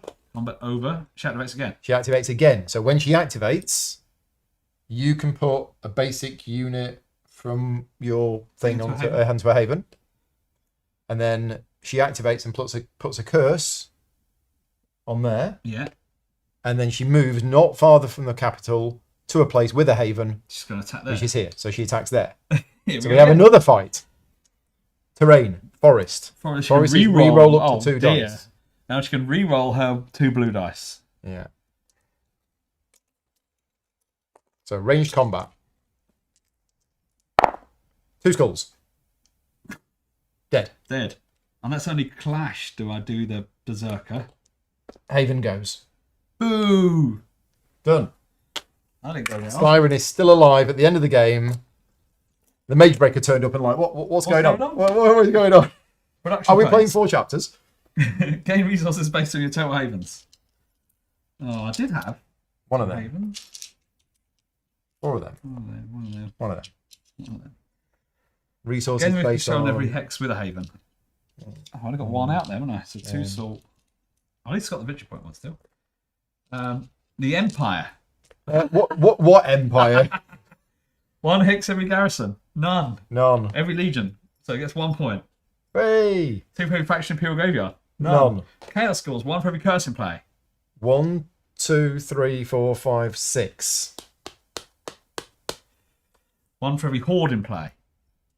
1, 2 for every faction in the Chaos Graveyard. 6. Nah, but then we've got points. Yeah, we've sorted it. Eternal Units Graveyard. 2 for each of the havens. There we go. 4. Yeah, we're already passed. X special hexes. 1. 1. 1. Then 5. Have you got that? Oh, that's only if you had a haven there. Yeah. Right. And then we spend resources. 1, 2, 3, 4, 5. 2. And 4. 3. 101 point. 4. 4 points. Who wins? I win. You lose. No, we win. But actually, They've come up quite a lot. Closer than I thought it was going to be. Yeah, I mean, you were like at the end, don't worry about it. I'm like, well, if I hadn't have killed 2 skeletons for 2 points, we'd have still won. I'd have still won, but it'd be closer. Yeah. And remember, this is a 3-chapter game. Yeah, it's the 3 chapter. We could play a 4th chapter. We're not going to. I mean, we've got wiped out a load of my people. I've only got one thing again, and we don't know what the chapter 4 event cards are. We don't know what the chapter 4 event card but will now be. they're running out. There's no hordes left, so they're just No, so what's going to happen is, yeah, the good news is no more horde cards are going to come out, but they're going to get more points. But they're going to get a lot of points from it. It'd be interesting. I mean, Chaos was completely different this time, and the Imperial last time was completely different. So, again, just to reiterate a few things about this video. This is a sponsored video. Nemesis Games have paid us to spend the last few weeks learning this game, practicing this game in order to create this video, to show it off to you for a few reasons. And the reason why we create these videos is because we like playing games. We like playing good games, but we're here to either, if you've backed the game or you've bought the game or you've got it and you're struggling to learn how to play, the rulebook is a good rulebook, but hopefully this playthrough with the way that we've explained it has helped you learn the game, understand the game, whatever. Also, if you don't own this game and it has helped you make a decision about whether this is now a kind of game that you want to buy yourself, then we also do it to that for that. So yeah, if you've been watching this playthrough and you've thought this looks like a good game, I want to buy this game myself, then I'm glad that we've helped you make that decision. Also, and the publisher won't like me saying this, if you've watched this video and you didn't like the game, I'm glad that we've helped you make a decision, because there's nothing worse for me than those pesky influencers like myself going, this game's great, go and buy it, and then you go and buy it and it's not for you. Which is one reason why I do playthroughs rather than reviews, because it shows you the game. And you will know, if you've been watching this video, whether you liked what you saw or not. And yeah. So a huge thank you to Nemesis Games for sponsoring this video. Thank you very much for your support, and thank you very much for sending me a copy of the game. And big thank you to all of my Patreon supporters as well. If you like the content that I create and you want to support me directly, you can do so at patreon.com/gaming rules. You still get access to all of the YouTube videos that I do, but I do extra YouTube videos which are sometimes private for my Patreon supporters. For example, me and Rick learning how to play this game. Yeah. We have done 2 other playthrough videos of this game as we were learning it, and those are available to Patreon supporters. But don't go and watch them now. This is the one to watch. Yep. And a big thank you to Pavel and other people from Nemesis Games for being there today to help us with some of the rules that we weren't 100% sure of, because there are a lot of rules in the game. It's just trying to remember everything. It's trying to remember everything. But as I said at the very start, the references that come with this game are some of the best I've ever seen in a game, and that is a honest, not even an opinion, it's a fact. And 95% of the time, if I ever found a problem with the rules, I could find it in the rule book most of the time. I was like, what is this? And we looked up, there it is. There's an index in the rule book, everything is clarified, and what I really like about the way that the enemies move is it's thematic. If you just think, what is the Horde trying to do? Take the capital. They're trying to go towards the capital and spread the curse. But they will go sideways if need be. But one thing they won't do is go further from the capital. But it just makes sense. So it might seem complicated, but it all does fit. Also, just a few reminders. These do not come with the base game. You get standees. These are extra add-ons. The components we were using, these were the deluxe components. There's a few extra deluxe components. But the standees are standard. These come with the game. And I mean, it's still high quality even without the deluxe components. Exactly. You don't need them, but it's because the actual components that come with it are quality enough. Oh, good quality. Yeah. It is a 1 to 4 player game, but at the moment, if you just buy the base game, you will have to play at least 2 factions if you play it solo. But the latest expansion version has a true solo mode included in it, with a whole load of extra stuff where you can actually play it true solo with just one faction. There are other factions to play. There's the Titans as well. There's different difficulty levels. If you thought that we made it look easy, I mean, the points were fairly close at the end, but we were playing on the veteran difficulty level, which is one above beginner. There are 2 other difficulty levels. Nightmare and Apocalypse. Yeah, which include more cards, more dangerous enemies, and all sorts of stuff. More curses, more stuff. The Titan expansion, what does that include? There's 2 other new heroes, including one where you're a wolf. You don't have armies. Okay. You're one hero thing that moves around and eats hexes. Crazy. Okay. I played that for one day. Yeah, it's good fun. Right. And then the other one's like sort of like a big Zeus kind of character as well. So they're sort of a Titans. Yeah. Okay. And they also have mercenaries. So you'll have like little, like these round tokens on places, but blue ones. And you can go there and you can hire them. So you get an extra army like person. Units. Yeah, for salt, and you hire them into your band. Right. So something else to spend your resources on. And you can get them obviously not in the build phase. So you can bolster your army during them. And they've got special abilities, which are handy. You get Banes. So Banes are special abilities that you gain these little tokens from, and enemies have tokens, and it just adds a one-off bonus to certain dice rolls. Okay. And you can get them off the monsters and get them back again, and so that an extra whole level of stuff that it does. Extra new quests, new items, new all that kind of stuff. I mean, there's loads of items. So one thing that I said to you at the start is, and you might have been thinking this, you might have been thinking, oh, is the board setup always the same every time you play? It is. For a 2-player game, the setup that we used is always the same. But every game is going to play very differently, and it has for us, because of the event cards, mainly the event cards, because the event cards are going to determine whether legions are going to come out or whether horde comes out. And there's a lot of them. There is a lot of them. In our 2 previous games, the Empire was really strong. And in fact, in the game we played this afternoon, we lost and the Empire won. They're about 8 points ahead. Or whatever. Whereas in the 2 previous games, the horde, the chaos was nowhere. It just didn't do very well. In this game, it was very different in the way that it works. And that is going to change your strategy. Like, we made sure that these are different, although they're in that shape. They're different. They are different. Stack. Yeah, I've stacked quite a lot. Yeah, they do different things. They give different amounts of items.